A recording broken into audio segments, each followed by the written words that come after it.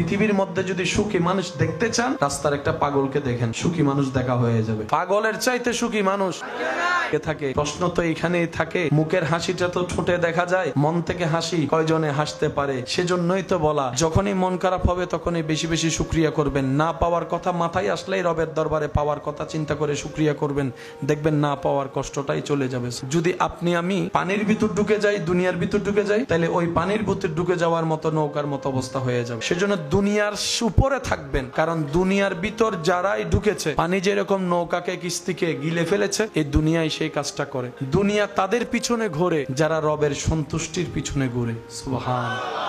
হাজার কষ্ট পাওয়ার মধ্যে যখন বলবেন আমার মালিক আছে, আমার মালিক দেখবে, আমার খালিক দেখবে, আমার রব দেখবে, বছর হয়তো অনেক চলে যাবে, কারণ আমাদের কাছে সেই পবিত্র জবান নেই, সে অন্তর আমাদের কাছে নেই যেটা ডাইরেক্ট আল্লাহ পাককে রাজি করাতে পারে। কারণ আমাদের হাতে, চোখে, পায়ে, মুখে সব জায়গায় গুনাহ, গুনাহ আর গুনাহ। এই কথা তো স্বীকার আমরা কেউ চাইলেও করতে পারবো না। সেই জন্য তওবাটা একটু বেশি করতে হবে, রবের উপর আশাটা একটু বড় রাখতে হবে। রবের রহমত থেকে নিরাশ হওয়া যাবে না। লা তাকনাতু মির রাহমাতিল্লাহ। রবি বলছেন আমার রহমত থেকে নিরাশ হইস না, পাইলেও নিরাশ হইস না, না পাইলে তো নিরাশ হইছে না, আমার দিকে তাকাই থাকবি, আমার দিকে চেয়ে থাকবি, আমার কাছে দোয়া করতে থাকবি, নবীর প্রেম নিয়ে আমি রব্বুল আলামিনের দিকে তাকাই থাকতে থাকবি। যেই দিন তোর ধৈর্য ধরা, সহ্য করা আমি রবের কাছে পছন্দ হয়ে যাবে, সেই দিন থেকে আমি রব তোর সাথী হওয়া শুরু করব, আমার রহমত তোকে ঘিরে ধরবে। সুবহানাল্লাহ। তো শান্তিটা কোথায় সেটাই তো খুঁজলাম না, সুখটা কোন জায়গায় আছে সেটাই তো তালাশ করলাম না। আমরা এমন বোকার ঘরের বোকা, সুখদাতাকে নারাজ করে সুখের তালাশ করি, শান্তিদাতাকে নারাজ করে শান্তিতে থাকার স্বপ্ন দেখি, যার কারণে আমাদের চাওয়া পাওয়া জীবনটাই কুয়াশার মতো হয়েছে। দূর থেকে দেখা যায়, ধরতে গেলে আর পাওয়া যায় না। কিন্তু যারা বুদ্ধিমান, তারা রবকে এমন ভাবে খুশি করার মতো করেছে, ওনাদেরকে আগুনের সামনে রাখলেও ওনাদের চেহারায় প্রশান্তির হাসি দেখা যায়। সুবহানাল্লাহ। এক আল্লাহওয়ালাকে জিজ্ঞেস করা হচ্ছে, হুজুর সুখ কি? উনি উত্তর দিয়েছেন এক কথা, এই একটা কথার ভিতরে সব কথা বলে ফেলেছেন যেন। উনি বলছেন, আল্লাহ তোমাকে যা দিয়েছে সেটার উপর শুকরিয়া করার নামই হচ্ছে সুখ। হুজুর ধ্বংস কি? উনি বললেন, লোভ করা, অহংকার করা, হিংসা করা, আমিত্ব করা, এগুলাই হচ্ছে ধ্বংসের কারণ। দুইটা কথার ভিতর যেন পুরো জীবন চিত্র সামনে চলে এসেছে। কারণ বান্দা যখন এক কদম আগায়, আল্লাহ তখন 10 কদম আগায়। তো যেখানে আল্লাহ নিজেই আগাচ্ছে, আপনার আর টেনশন কি? আল্লাহ তো আপনাকে বলে নাই একাই, আল্লাহ বলে যে তুই একটু আয়, বাকিটা আমি করে দিব। তুই তওবা একবার কর, আমি সারা জীবনের গুনাহ মাফ করে দিব। তুই কদর রাতে, এক রাতে ইবাদত কর, 1000 মাসের ইবাদত আমি আল্লাহ ব্যবস্থা করে দিব। তুই মা বাবার চেহারার দিকে মায়ার নজরে একবার তাকা, কবুল হওয়া হজের সওয়াব আমি আল্লাহ দিয়ে দিব। তো সেজন্য আমাদের রাস্তাটা কঠিন নয়, সহজ। কঠিন ভাবি সেটা আমাদের ব্যর্থতা। পৃথিবীতে কেউ কারোর জন্য প্রয়োজনীয় না, কেউ কারোর জন্য অপরিহার্য না। বিশ্বাস করেন, যেদিন আপনি আমি মারা যাব, চোখটা চিরতরে বন্ধ হবে, সেই দিনও এই পৃথিবীতে ব্যস্ততা ঠিকই থাকবে। এমনকি আপনার আমার ঘরে যেখানে আপনার আমার লাশটা রাখা হবে, সেখানেও মানুষ আপন ব্যস্ততায় থাকবে। হয়তো কারো মোবাইলের মধ্যে বিজনেসের কল আসবে, উনি বিজনেসের কলটার কথা বলবে, হয়তো সামনে না বললো, একটু পিছনে গিয়েও হলো বলবে। কেউ বা জিজ্ঞেস করবে জানাজার টাইম কয়টায়, আবার টাইমটা শুনে অনেকে আবার রাগও দেখাতে পারে, একটু তাড়াতাড়ি করলে কেন ভালো হয়, আমাদের দূরের পথে যেতে হবে। অনেকে বলবে আগামীকাল সকালে আমাকে একটু মিটিং আছে, কিংবা ওই জায়গায় যেতে হবে। অথচ এই মানুষটাকে দুনিয়ার চোখে শেষবারের মতো দেখার সুযোগ আর দেখার কোনো সুযোগ নাই। আল্লাহ চাহে তো হয়তো হাসরের ময়দানে দেখা হলেও হতে পারে, এছাড়া দুনিয়াতে আর দেখার কোনো সুযোগ।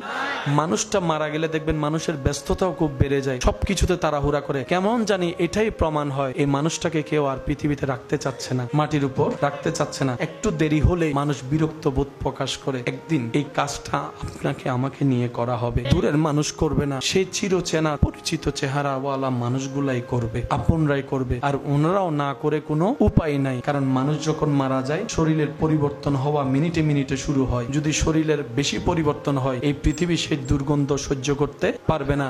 সেজন্য বেশিরভাগ মানুষ তাড়াহুড়া করে বাধ্য হয়ে, কিছু করার নাই। এই বাস্তবতা মনের মধ্যে মানিয়ে বসিয়ে ফেলা ভালো। এই পৃথিবীতে আসলে আপন বলতে কেউ নাই, আপন বলতে কেউ নাই, প্রিয় বলতে কেউ নাই। আমরা অনেক ক্ষেত্রে, বেশিরভাগ ক্ষেত্রে দুনিয়ার চোখে প্রিয়জন কারো হতে পারি নাই, হতে পারবো না। এটাই বাস্তব, এটাই সত্য, এটাই চির সত্য কথা। বলেন ঠিক কিনা? এই বাস্তবতা আসবে একদিন। আজকে আমরা যারা অন্যেরটা দেখছি, একদিন আমাদেরটা মানুষ দেখবে। আজ দেখছি একজন সাদা কাপড়, এই দেখাটাই আমাদেরকে স্মরণ করিয়ে দেয় সেই কথা, আজকে তুমি অন্যেরটা দেখছো যে একদিন অন্যকে দেখেছিল, আজকে সে ওই জায়গায় শুয়ে আছে, আজকে তুমি দেখছো, একদিন তুমি এখানে শুয়ে থাকবা, আরেকজন দাঁড়িয়ে দাঁড়িয়ে তোমার যাওয়াটা দেখবে, শেষ চিরবিদায়টা দেখবে। সেজন্য অন্তরে যদি ভালোবাসার স্থান দিতে হয়, সেই চির সত্য ভালোবাসাকে জায়গা দেন, মহাব্বতকে জায়গা দেন। যে মহাব্বত আপনার দুনিয়াতেও তৃষ্ণা মিটাবে, হাসরের ময়দানও তৃষ্ণা মিটাবে, কবরকেও আলোকিত করবে, জান্নাতে যাওয়ার রাস্তাটাও সহজ করে দিবে। সুবহানাল্লাহ। আর সেই মহাব্বত হচ্ছে বান্দা হিসাবে রবের জন্য, রবের প্রেমে পাগল হওয়া, আর উম্মত হিসাবে নবী রাহমাতুল লিল আলামিনের প্রেমে পাগল হওয়া। বলেন সুবহানাল্লাহ।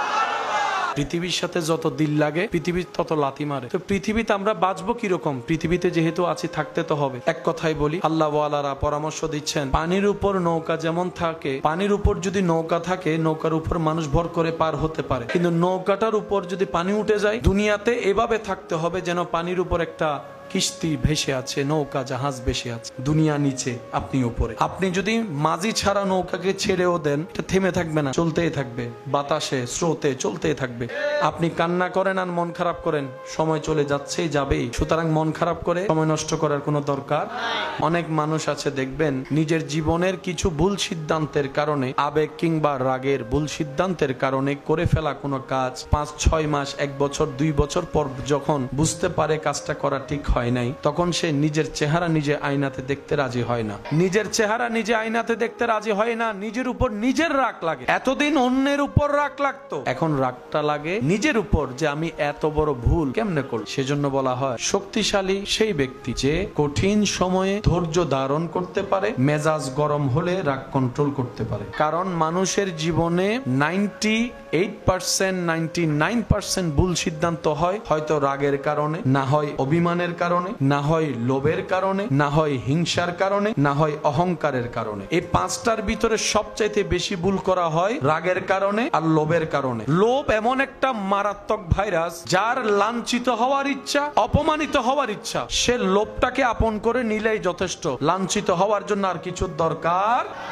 অহংকার অধপতনে নেই, রাগ ধ্বংস করে দেয়, লোভ লাঞ্ছিত করে, হিংসা জ্বালিয়ে দেয়। সেজন্য নবী রাহমাতুল লিল আলামিন সুন্দর জীবনের পরামর্শের তরে আমাদেরকে জানান দিয়েছেন, উম্মত নিজেকে রাগ থেকে হেফাজত করো। রাগ মানুষের ফিতরত, রাগ সবারই আছে, কিন্তু রাগ রাগের মতো আসবে। রাগকে তুমি লাই দিও না, পাত্তা দিও না, সুযোগ দিও না। কারণ রাগ, হিংসা, অহংকার, লোভ, আমি তো, অভিমান, এগুলো মানুষ হিসেবে তোমার কাছে আসবে, তোমার কাছে থাকবে, কিন্তু এগুলাকে যদি তুমি সুযোগ দাও, এগুলা তোমার উপরে এমন রাজত্ব করা শুরু করবে, রাগ এমন পর্যায়ে চলে যাবে, দুইটা কথা হলে আপন ভাইয়ের, রক্তের ভাইয়ের সাথে অনেক সময় দেখবা এমন কথা চলে আসবে, চিরতরের সম্পর্ক পর্যন্ত ছিন্ন হয়ে যাবে। রাগের কারণে এক মায়ের পেটের ভাই, 2 ভাই, একজন আরেকজনের চেহারা দেখে না। হাজার হাজার মানুষ বউয়ের সাথে 2-4 কথা হলে রাগ করে 3-4টা তালাক একসাথে পারে না, যে 50,000 তালাক একসাথে দিতে।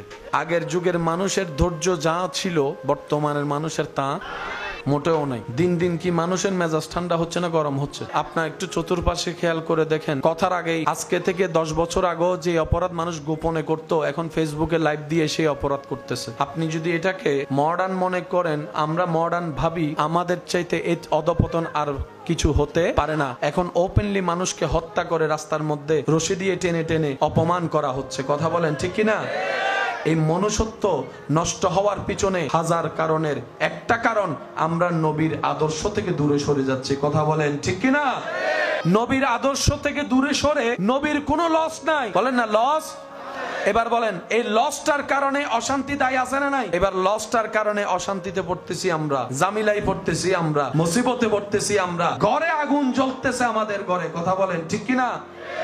আমাদের জীবন শান্তি করতে চাইলে অহংকার বাদ দিতে হবে। লোভ, রাগ, অভিমান, আমিত্ব, এই 5টার সাথে শুধু আপনার জীবন অশান্তির বিষয় না, আপনার শরীরের অশান্তিও জড়িত। অনেক সময় তো নিজের ছেলে মেয়ের উপর, বাচ্চাদের উপরও রাগ দেখাতে, অবুঝ বাচ্চার উপর রাগ দেখাতে আমাদের দ্বিধাবোধ হয় না। অথচ বাচ্চাগুলো ভালো বুঝে না, খারাপও বুঝে না, কিন্তু মেজাজ যখন উঠে ইচ্ছা মতো দেওয়া শুরু করে।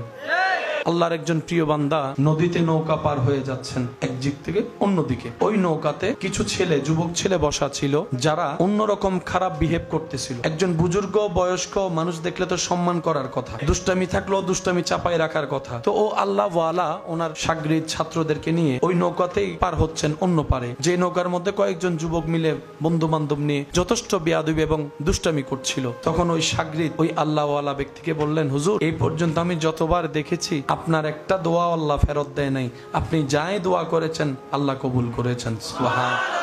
হুজুর, ওদের বেয়াদবিগুলো আমার পছন্দ হচ্ছে না, আমার রাগ চলে আসছে, ওদের এই বেয়াদবিগুলো আমার সুন্দর লাগছে না। হুজুর, আপনি তাদের জন্য একটু বদদুয়া করেন যেন তারা ধ্বংস হয়ে যায়। আল্লাহ ওয়ালা বললেন, বাদ দাও না। সে কিছুক্ষণ পরে তিনি আবার বললেন, উনি বললেন, বাদ দাও না। ওই সাগরিদ আবার বলে, সময় সময় ওরা বেয়াদবি আরো বাড়তেছে। এবার আল্লাহ ওয়ালা হাত তুলছে, আল্লাহর দরবারে হাত তুলে যখন হাত তুললেন, সাগরিদ মনে করলেন এই বুঝি বদদুয়া শব্দ জবান থেকে বের হবে। এবার আল্লাহ ওয়ালা হাত তুলে বললেন, ইয়া রাব্বাল আলামিন, তোমার এই বান্দারা দুনিয়াতে যেমন হাসি খুশি আছে, পরকালেও তাদেরকে হাসি খুশি থাকার ব্যবস্থা করে দিও। সুবহানাল্লাহ। আল্লাহ, তারা এরকম যেরকম বন্ধুরা মিলেমিশে আনন্দ করছে, আল্লাহ তাদেরকে পরকালেও তুমি এরকম আনন্দে থাকার, মিলেমিশে করে একসাথে থাকার জান্নাতে একটা ঘর করে দিও। যেখানে সবাই আশা করছে বদদুয়া করবে, আল্লাহ ওয়ালা সেখানে ওনাদের জন্য শান্তির দোয়া শুরু করলেন। এদিকে আল্লাহ ওয়ালা ওনাদের পক্ষে শান্তির দোয়া, কল্যাণের দোয়া করলেন। ওদিকে রব্বুল আলামিনের দরবার থেকে রহমতের মঞ্জুরি হয়ে গেল। এদিকে রহমতের মঞ্জুরি হয়ে যাওয়ার সাথে সাথে তাদের অন্তরের মধ্যে কল্পনার বাইরে পরিবর্তন হওয়া শুরু হয়ে গেল। কল্পনার বাইরে পরিবর্তন হওয়া শুরু হয়ে গেল। যে বুঝটা মানুষ হিসেবে বোঝা দরকার, সামনে একজন মুরব্বী বসে আছে, আমি বেয়াদবি দুষ্টামি করলে মানাই না, ওই বুঝ আসা শুরু করলো, লজ্জাবোধ আসা শুরু করলো, নিজের ভিতর অপরাবোধ জাগা শুরু করলো।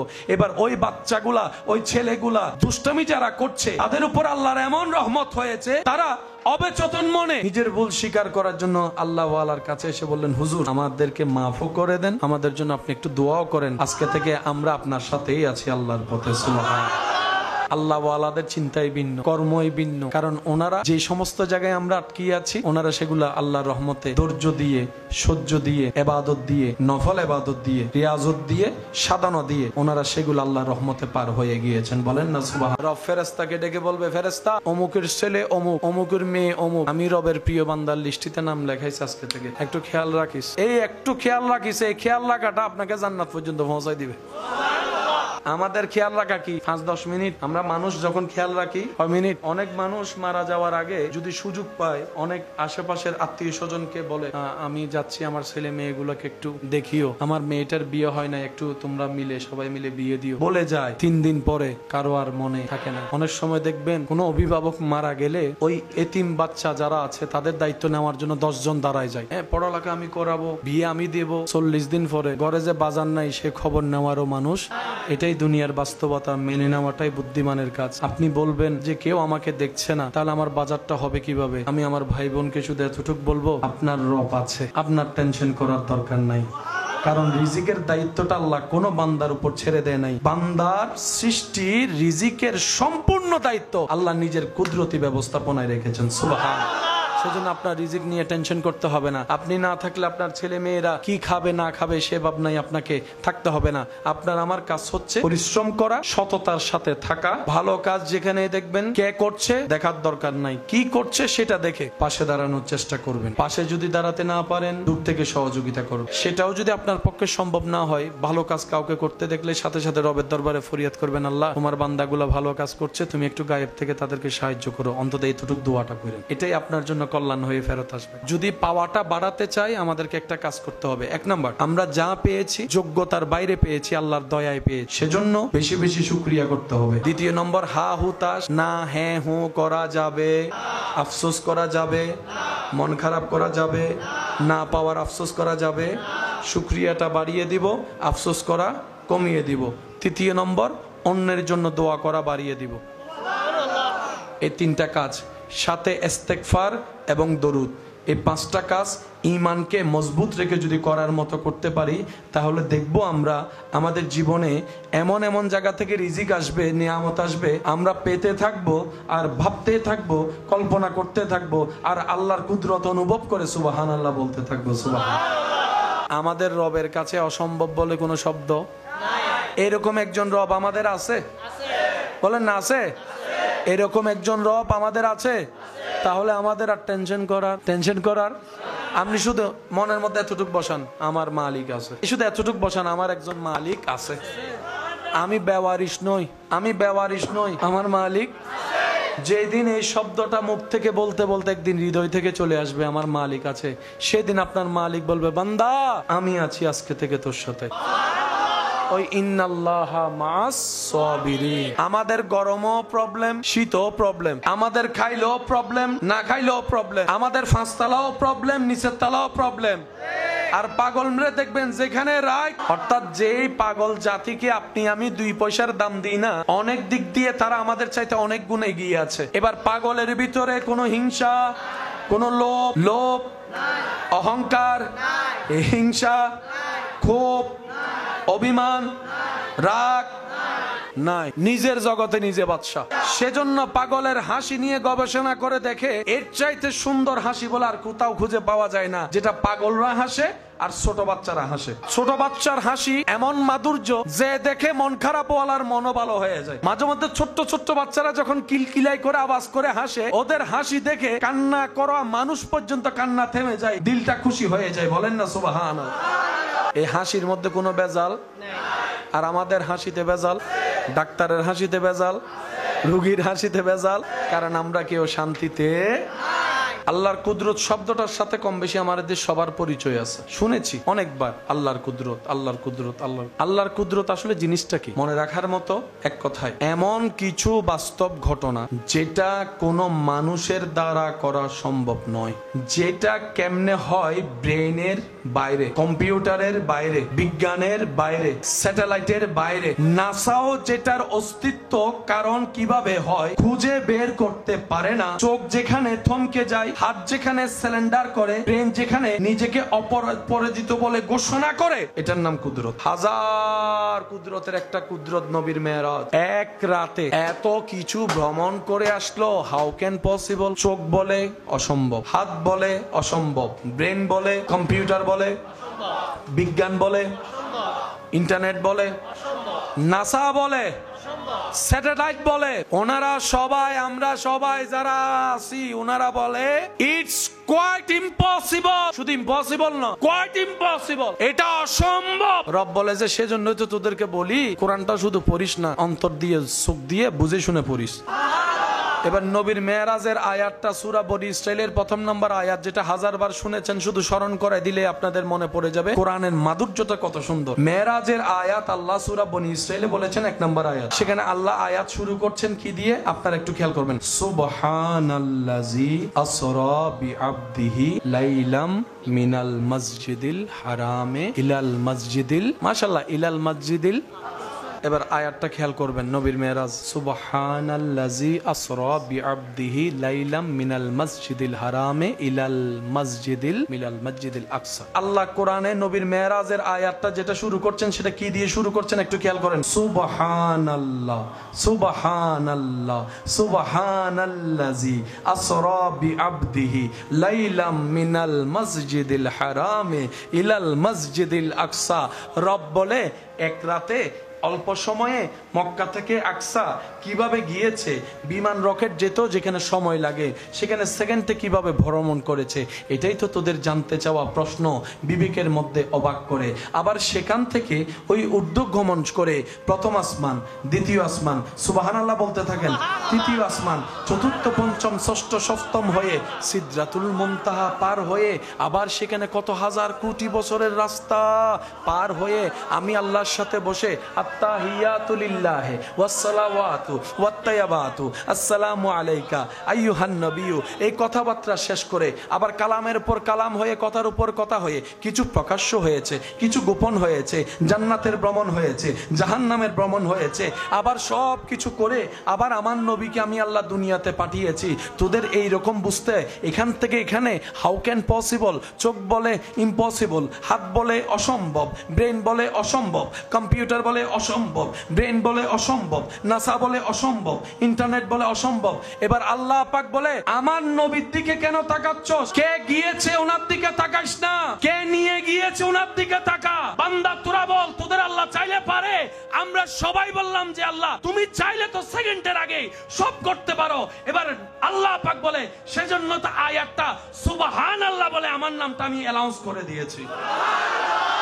নবী রাহমাতুল লিল আলামিনের উম্মত হওয়ার কারণে আল্লাহ আপনাকে আমাকে এমন মান মর্যাদা ইজ্জত দান করেছেন যেখানে ফেরেশতারা যেতে পারে না, যেই সীমানা পার করে ফেরেশতাদের যাওয়ার অনুমতি নেই। আপনি আমি নামাজের সিজদায় যখন মাথা ঝুঁকিয়ে দিয়ে সুবহান রাব্বিয়াল আলা বলতে থাকি, তখন আপনার আমার কপালটা রবের দরবারে চলে যায়। আপনার আমার ফিস ফিস করে বলা সেই সুবহান রাব্বিয়াল আলার আওয়াজ আরশ পর্যন্ত পৌঁছায় যায়। নবী রাহমাতুল লিল আলামিনের উম্মত হওয়ার সুবাদে রব্বুল আলামিন আমাদেরকে এমন ফ্যাসিলিটি দান করেছেন, কোন বান্দা যদি বোবা হয়, কথা বলার ক্ষমতা না থাকে, তার হৃদয়ের সেই ক্রন্দনের আওয়াজ পর্যন্ত রব্বুল আলামিন কবুল করে নেন।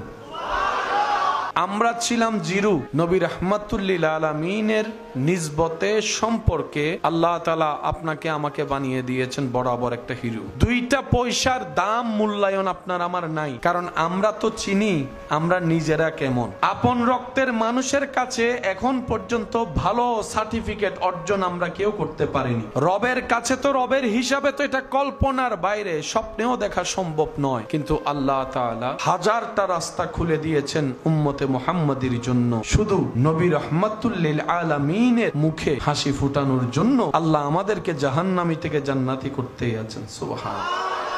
এত বড় সুযোগ পাওয়ার পরও যদি হাতছাড়া হয়ে যায়, নিজের গালে নিজে জোতার বাড়ি দিল, এই রাগ এই ক্ষোভ কখনো কমবে?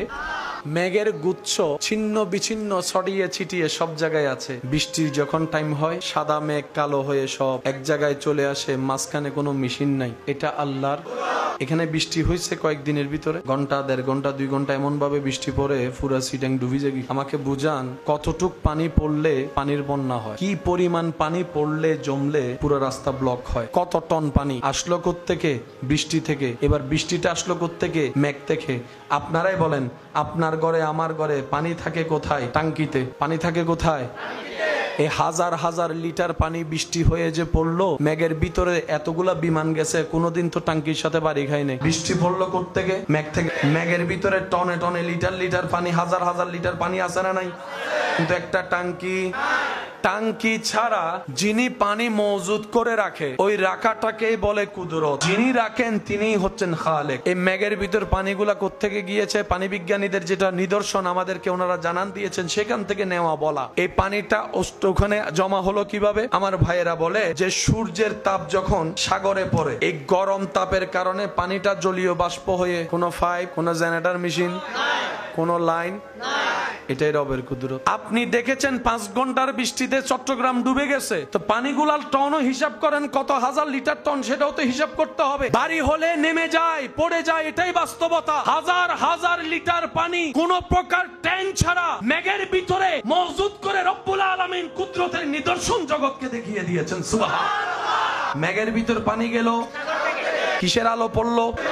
সেজন্য ঘরের মধ্যে যখন গরম পানি গরম দেন, তখন দূর থেকে দেখবেন পানি যখন গরম যায় উবলায় পড়ে, তখন দেখবেন দূর থেকে ওই পানির উপর একটা ডেও ডেও ডেও ডেও লাগে। এটার নাম জলীয় বাষ্প। ওই ডেক্সির উপর যদি আপনি 5 মিনিট হাত দিয়ে রাখেন, আপনার এখানে ভিজে যাবে। এটার নাম জলীয় বাষ্প। সূর্য যখন সাগরের উপর তাপ দেয়, ওই সাগরের পানিটা কোন প্রকার পাইপ ছাড়া, মেশিন ছাড়া, কুদরতি ব্যবস্থাপনায় কিছু পানি উঠছে কক্সবাজার থেকে, কিছু পানি উঠছে সি বিচ থেকে, কিছু পানি উঠছে আরব সাগর থেকে, কিছু পানি উঠছে প্রশান্ত সাগর থেকে। আপনার এলাকায় যে বৃষ্টির পানি পড়ছে, এটা কোন জায়গার পানি গবেষণা করে দেখেন। হয়তো কিছু পানি পাবেন আরবের সাগরের পানি, কিছু পানি পাবেন আটলান্টিক মহাসাগরের পানি। ওইখানকার পানি এখানে বৃষ্টি ফেলছে।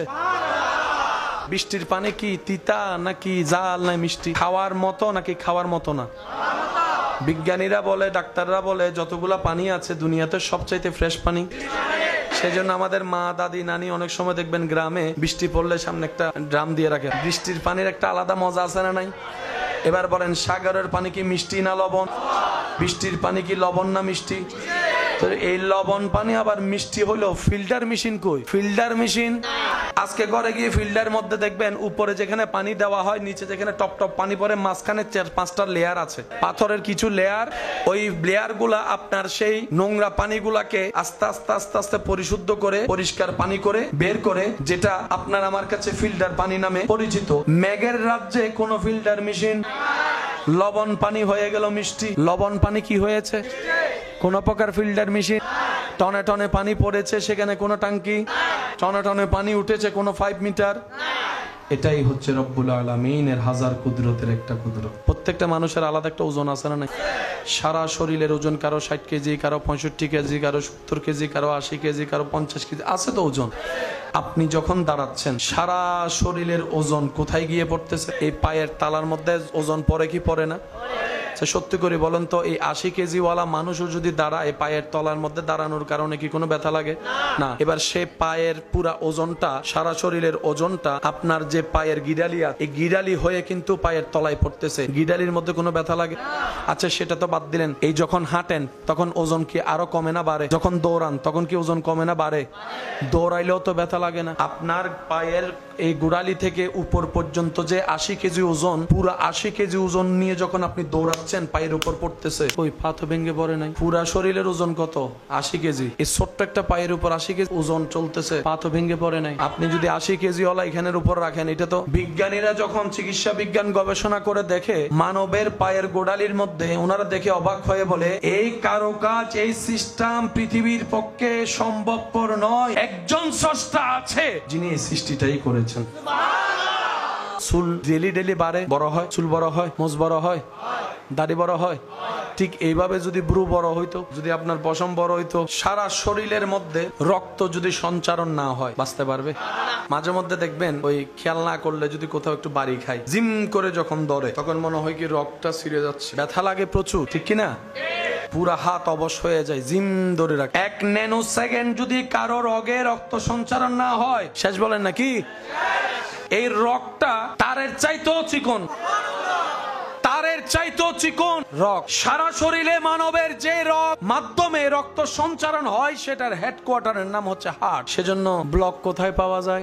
রিং কোথায় পরায়? হার্টে। এটা হচ্ছে সেই স্টেশন যেখান থেকে ওই রিং পরানো মানে যে রগ দিয়ে আপনার রক্তটা আসার কথা, চর্বির কারণে সেই জায়গায় যখন জ্যাম পড়ে যায়, রক্ত আর আসে না, তখন এখানে বাইপাস দেয়। বাইপাস হার্টে রিং পরায়, বাইপাস করে। এই হার্টের মধ্যে একটা আওয়াজ আছে, পালস। 1 মিনিটে কতবার হলে আপনার রোগ কি বুঝতে পারে? আপনার আমার হার্টে যেরকম একটা বিট আছে, পালসের একটা বিট আছে। ডাক্তাররা গবেষণা করে, পরীক্ষা করে কত কিছু বাইর করছে, হার্ট, কিডনি, এমন তেমন রূপ পাইছে।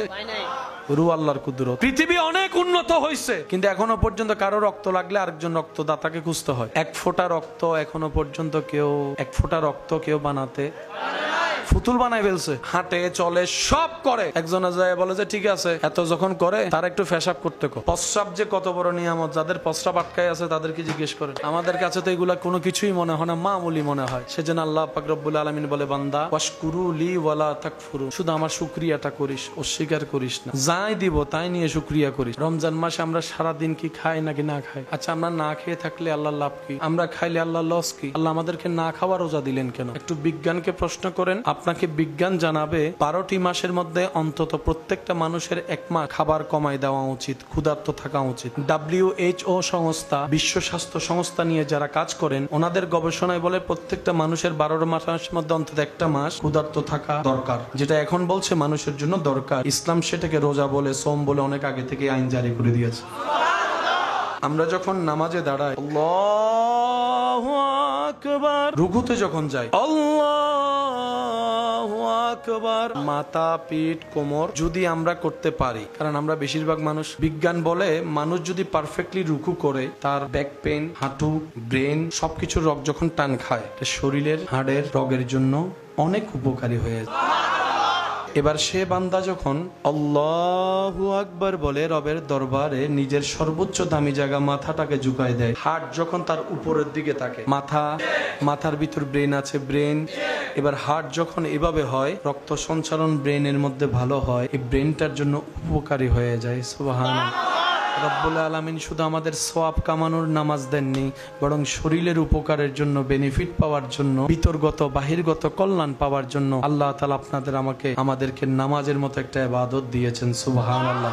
আর সেই নামাজকে আল্লাহ তাআলা 24 ঘন্টা দেননি, কারণ 24 ঘন্টা ব্যায়াম করা যায় না। ব্যায়াম করার জন্য আলাদা কিছু সিস্টেম থাকে। যারা ওয়ার্কআউট করে তাদেরকে দেখবেন ঘন্টা, 1.5 ঘন্টা, 2 ঘন্টা পর্যন্ত ওয়ার্কআউট করে। এই 5 ওয়াক্ত নামাজকে যদি আপনি টাইমের মধ্যে কাউন্টিং করেন, দেখবেন 1 ঘন্টা 10-20 মিনিটের মধ্যেই হয়ে যাচ্ছে। সেটাকে আল্লাহ তাআলা এমন ভাবে ভাগ করে দিয়েছেন, ফজরের জন্য যতটুকু দরকার 4 রাকাতের ব্যবস্থা করে দিয়েছেন। জোহরের শরীরের জন্য যতটুকু দরকার সেই রাকাতগুলো আপনার সামনে এনে দিয়েছেন। আসরের জন্য যতটুকু বেনিফিট, মাগরিবের জন্য যতটুকু উপকার, এশারের জন্য যতটুকু করলে আপনার দেহের ওয়ার্কআউট হবে পারফেক্টলি ভাবে, হজম শক্তিও হবে, রক্ত সার্কুলারও ভালো হবে, শরীরের ফিটনেসও ভালো থাকবে, হার্টের অবস্থাও ভালো থাকবে, ব্রেনও সুস্থ থাকবে। ঠিক সেভাবে রাকাতকে আল্লাহ তাআলা সবিন্যাস করে দিয়েছেন যেন বান্দার জন্য দুনিয়ারও উপকার হয়, আখিরাতেরও সওয়াব হয়। সেজন্য বলা হয় সর্ব উপকার যে ধর্মে, এটার নাম ইসলাম। আমাদের দুর্ভাগ্য কোথায়, আমরা ফ্রি পাইছি তো, জীবন আমাদের অনেক সীমিত। চোখের পলকে দিন শেষ হয়ে যাচ্ছে, সপ্তাহ পার হয়ে যাচ্ছে। শুক্রবার যে কখন আসে কখন যায় বোঝাও যায়। খুব দ্রুত গতিতে আপনার আমার হায়াত শেষ হয়ে যাচ্ছে। এই হায়াতের মূল্যায়ন যদি আপনি আমি যথাযথ করতে না পারি, সুযোগকে কাজে লাগার মতো লাগাতে না পারি, দিন শেষে এমন পরিস্থিতিতে পড়ে যাব আফসোস করেও আর কোনো লাভ। কারণ এমন জায়গায় আপনার আমার যাত্রা যেখান থেকে ব্যাক গিয়ার বলতে কোনো শব্দ নাই। এই জীবন গাড়িটা শুধুই সামনের দিকে আগায়, পিছনে যাওয়ার কোনো রাস্তা। ভাবতে চিন্তা করতে কঠিন মনে হলো, বান্দাতা যেহেতু রবের সেজন্য কঠিন নয়, উম্মতটা যেহেতু নবীর সেজন্য কঠিন নয়। কারণ আমাদের মাথার উপরে এমন একজনের রহমতের ছায়া আছে, যিনি হ বললেই কল্পনার আগে, সেকেন্ডের আগেই রূপ হয়ে যায়। সুবহানাল্লাহ। আমাদের উপর এমন একজনের রহমতের নজর আছে, যিনি চাইলে পাহাড়কে সমুদ্র বানাই দিতে পারে, সমুদ্রকে আসমান সাজাই দিতে পারে, আসমানকে আবার মাটি বানাই দিতে পারে। সুবহানাল্লাহ। আমাদের উপর এমন একজনের রহমতের ছায়া আছে, যিনি চাইলেই হয়ে যায়। ওই চানেওয়ালা এবং হওয়ানেওয়ালা যেই রব আছে যার, তার জন্য কোনো রাস্তা কঠিন হয় না। শুধু বান্দা মন থেকে ঈমানের দৃঢ়তা নিয়ে চাওয়ার মতো যদি চাইতে পারে, চেষ্টা করার মতো যদি করতে পারে, আর ধৈর্য ধরে যদি সহ্য করতে পারে, বন্ধ রাস্তাও খুলে যাবে, অন্ধকার ঘরও আলোকিত হয়ে যাবে। সুবহান। এই বিশ্বাস আছে না নাই? এই পর্যন্ত, আজকের তারিখ পর্যন্ত আমরা আমাদের মতোই তো চলেছি, আমাদের বুদ্ধি দিয়েই তো করেছি, আমাদের সিদ্ধান্ত নিয়েই তো সিদ্ধান্ত নিয়েছি। একটু যদি লাভ লোকসানের হিসাবটা করি, তাহলে লাভের অংশ কতটুক, লসটা কতটুক যদি একটু টান দিয়ে বের করি, প্রশ্নটা এতটুকুই, সুখের জন্যই তো করেছিলাম প্ল্যানিং, শান্তি পাওয়ার জন্যই তো সিদ্ধান্ত নিয়েছিলাম। কয়জন আছি সুখে, কয়জন আছে শান্তিতে? বাহিরে শান্তি, রাস্তায় শান্তি, ব্যবসায় শান্তি, চাকরিতে শান্তি, কাজে শান্তি, মাঠে শান্তি, এমনকি ঘরের ভিতর শান্তি। ঘরটাও বাদ দেন, নিজের শোয়ার রুম, বেডরুমে শান্তি, জামাইয়ের কাছে বউয়ের শান্তি, বউয়ের কাছে জামাইয়ের শান্তি, ভাইয়ের কাছে ভাইয়ের শান্তি। যে শান্তি পাওয়ার জন্য বন্ধু বানাইলাম, সে বন্ধু 2 দিন পরে চোখ উল্টাইয়া ব্ল্যাকমেল করে। শান্তি কোথাও? মানুষ যে যাই করে, যেভাবেই করে, শান্তি পাওয়ার জন্যই করে, সুখে থাকার জন্যই করে। চট্টগ্রামের আঞ্চলিক ভাষায় একটা কথা আছে, এত বেশি কিছু চাওয়ার নাই, 2 মুঠো ভাত খেয়ে শান্তিতে একটু ঘুমাতে পারলে যথেষ্ট হয়ে যায়, এর বেশি দরকার নাই। শান্তি সবার দরকার, সুখ সবার দরকার, ভালো থাকা সবার দরকার। এটা কিন্তু বড় ছোট মানে না, মোটা চিকন মানে না, পুরুষ নারী বিভেদ করে না। শান্তি সবার দরকার। ইজ্জত, শান্তিতে ঘুম, হাসি মুখে চেহারা, ঘরে শান্তিতে থাকা, আত্মীয়র সাথে শান্তিতে মিলেমিশে থাকা, শান্তিতে মরারও ইচ্ছা সবার। পাই না কেন? নিতেই জানি না। কখনো খেয়াল করছেন যে আপনি যখন নিজের জন্য খান, যেমন দুপুরে খাইছেন, রাত্রে খাইছেন, আগের দিন খাইছেন, আপনার খেয়ে পেট ভরছে কিন্তু আপনি খুশি হন নাই। সারাদিনে মানুষ যা খায় খুশি হয় না, কিন্তু বন্ধুকে খাওয়াইলে, কাউকে খাওয়াইলে, নিজের পকেটের টাকা দিয়ে 5 জনকে খাওয়াইলে দেখবেন খাওয়াটাও হয় কেমন যেন একটা খুশি খুশি লাগে। মেহমানকে খাওয়াইলে কেমন যেন একটা খুশি খুশি লাগে। ঘরে মেহমান আসলে মেহমানদারি করতেও কেমন যেন একটা শান্তি শান্তি লাগে। আসল সুখটা কোথায়? শ্রদ্ধার সাথে বলি, মনে রাখার চেষ্টা করবেন, নিজের জন্য করার মধ্যে সুখ নাই, আল্লাহর সৃষ্টির মুখে হাসি ফুটানোর মধ্যেই সুখ লুকায়িত আছে। কেউ হাঁটতে চায় না, সবাই জিততে চায়, কারণ সবাই জিতার মধ্যে সুখ খুঁজে। যখন চিন্তায় আসে অন্যকে হারাবো, পিঠটা মাটিতে লাগাই দিব, আমি জিতে যাব, হাতটা উপরে যাবে, সবাই আমাকে নিয়ে বাবা করবে, সুখটা আমার, ইজ্জতটা আমার, সেই মানুষ যখন মামা হয়ে চাচা হয়ে ছোট্ট একটা বাতিজার সাথে যখন পাঞ্জা লড়ে, বড় চাচা 5 বছরের বাতিজা যদি পাঞ্জা লড়ে জিতে কে? অথচ চাচার 2 আঙ্গুলের সাথে পারবে বাতিজা? চাচাকে কি হারায় নাকি চাচা হেরে যায়? তো এতদিন তো সুখ খুঁজেছেন জিতার মধ্যে, আমি জিতলেই সুখ। আজকে তো চাচার বাতিজার সামনে আপনি হেরে যে সুখটা পেয়েছেন এতদিন তো পান নাই। বাগিনার কাছে হেরে যে শান্তিটা পেয়েছেন এতদিন তো পান নাই। একটু কঠিন কিছুই নয়, বারবার বলছি, একটু চিন্তা ভাবনার পরিবর্তন আপনার কঠিন জীবনকে সহজ বানাই দিবে। রব্বুল আলামিনের এত বেশি মেহেরবানি আমাদের উপর, নবী রাহমাতুল লিল আলামিনের উম্মত হওয়ার সুবাদে রব্বুল আলামিন আমাদের রাস্তাটা এত সহজ করেছেন। একবার তওবার বিনিময়ে সারা জীবনের গুনাহ মাফের সুযোগ দান করেছেন। একটা নেক কাজ কবুল হলে জান্নাতের দরজা খুলে দেওয়া হয়। অন্যদের জন্য যে পথ পাড়ি দিতে 1000 বছরের পরিশ্রম রাস্তা, নবী রাহমাতুল লিল আলামিনের উম্মত হওয়ার কারণে রব্বুল আলামিন আমাদেরকে এমন ভিআইপি স্পেশালিটি দান করেছেন। লাইলাতুল কদর খায়রুম মিন আলফি শাহ বলে আল্লাহ এক রাতে 1000 মাসের চাইতে বেশি ইবাদতের সুযোগ দান করেছেন। রব্বুল আলামিন আমাদেরকে সেই নিয়ামত অর্জন করার তৌফিক দান করুন। সেই নিয়ামত নিয়ে ধারণ লালন করার মতো সুযোগ আল্লাহ আমাদেরকে দান করুন। কারণ পাওয়ার চাইতেও বড় জিনিস ধরে রাখা। দিন দিন কি সংসার জুটতেছে না ভাঙতেছে? তাহলে জানার দরকার। দিন দিন ভাই ভাইয়ের সম্পর্ক লাগতেছে নাকি দূর হচ্ছে? তাহলে বুঝার দরকার। আর 1000 প্রবলেমের সমাধান যে এক জায়গায় পাওয়া যায়, এটার নামেই ইন্নাদ-দীনা ইনদাল্লাহিল ইসলাম। 1000 প্রবলেমের এক জায়গায় সমাধান। পৃথিবীতে এমন কোন সেক্টর নাই যেখানে 1000 প্রবলেমের এক জায়গায় সমাধান হয়। অসুস্থর জন্য ডাক্তার, কিন্তু ডাক্তারের চেম্বারে গেলে দেখবেন এক এক ডাক্তার এক এক বিষয়ে পারদর্শী। হাঁটুর ব্যথা হলে লাইন একদিকে, হার্টের প্রবলেম হলে ডাক্তার আরেকদিকে, ব্রেনের প্রবলেম হলে ডাক্তার আরেকদিকে। কিন্তু ইসলাম এমন একটা কনভাইন, সর্বকিছু অল ইন ওয়ান। আল্লাহ তাআলা যখন বলেছে আল-ইয়াউমা আকমালতু লাকুম দীনাকুম ওয়া আতমামতু আলাইকুম নি'মাতি, ওই ইসলামের ভিতর আল্লাহ সব ধরনের সবকিছু দান করে দিয়েছেন। যাদের লাভ দরকার তাদের ইসলাম দরকার। ঠেলাঠেলি জোরাজোরি ইসলামে নাই। জোর করে ধরে কাউকে কালিমা পড়াতে আনলে আপনার এলাকার ইমাম সাহেব কখনো কালিমা পড়াবে না। প্রথম প্রশ্ন ওনাকে করবেন, আপনি কি স্বইচ্ছায় পড়ছেন নাকি কেউ আপনাকে জোর করেছে? যদি বলা হয় যে আমাকে জোর করা হয়েছে, ওই ইমাম কখনো কালিমা পড়াবে। কারণ ইসলাম প্রেমের ধর্ম, আর প্রেম জোর করে হয় না, এটা প্রেম হয়ে যায়, প্রেম আসতে হয়। ধর্মের নাম কি? All in one. বলেন অল ইন। এভরি সেক্টর, সব জায়গার বিষয় ইসলামে, ইন্টারনাল এক্সটার্নাল, ভিতর বাহির, মানব জীবন কেন্দ্রিক যত ধরনের সমস্যা, সব সমস্যার সমাধান ইসলাম। আমি আপনাদের খেদমতে শুধু একটা এক্সাম্পল প্রেজেন্ট করব, বাকিটা আপনারা নিজেরাই বুঝে নেবেন। ইসলাম বলে ছোটরা বড়দেরকে কি করো? শ্রদ্ধা করো। একটা ছোট্ট শব্দ, আর কিচ্ছু না। বড়দেরকে নির্দেশ দিয়েছেন ছোটদেরকে স্নেহ করো। আমাদের জীবনে যদি বড় ছোটের ভিতরে 2টা শব্দ চলে আসে, 1000 প্রবলেম সেখানে শেষ হয়ে যাবে। প্রত্যেকটা মানুষের ভিতর অপমান বোধ আছে না নাই? বন্ধু বন্ধুকে অপমান করলে 1 সেকেন্ডও দেরি না করে নাক ফাটাই দেয়। কিন্তু স্কুলে মাদ্রাসায় যখন টিচার শত ছাত্রের মাঝখানে আপনাকে কানে ধরে দাঁড় করাতে বলে, আপনাকে কানে ধরে দাঁড় হতে বলে বেঞ্চের উপরে, তখনও কিন্তু আপনার এখানে জ্বলেছিল, অপমান লেগেছিল। কিন্তু কখনো কি শিক্ষকের সাথে বেয়াদবি করছেন?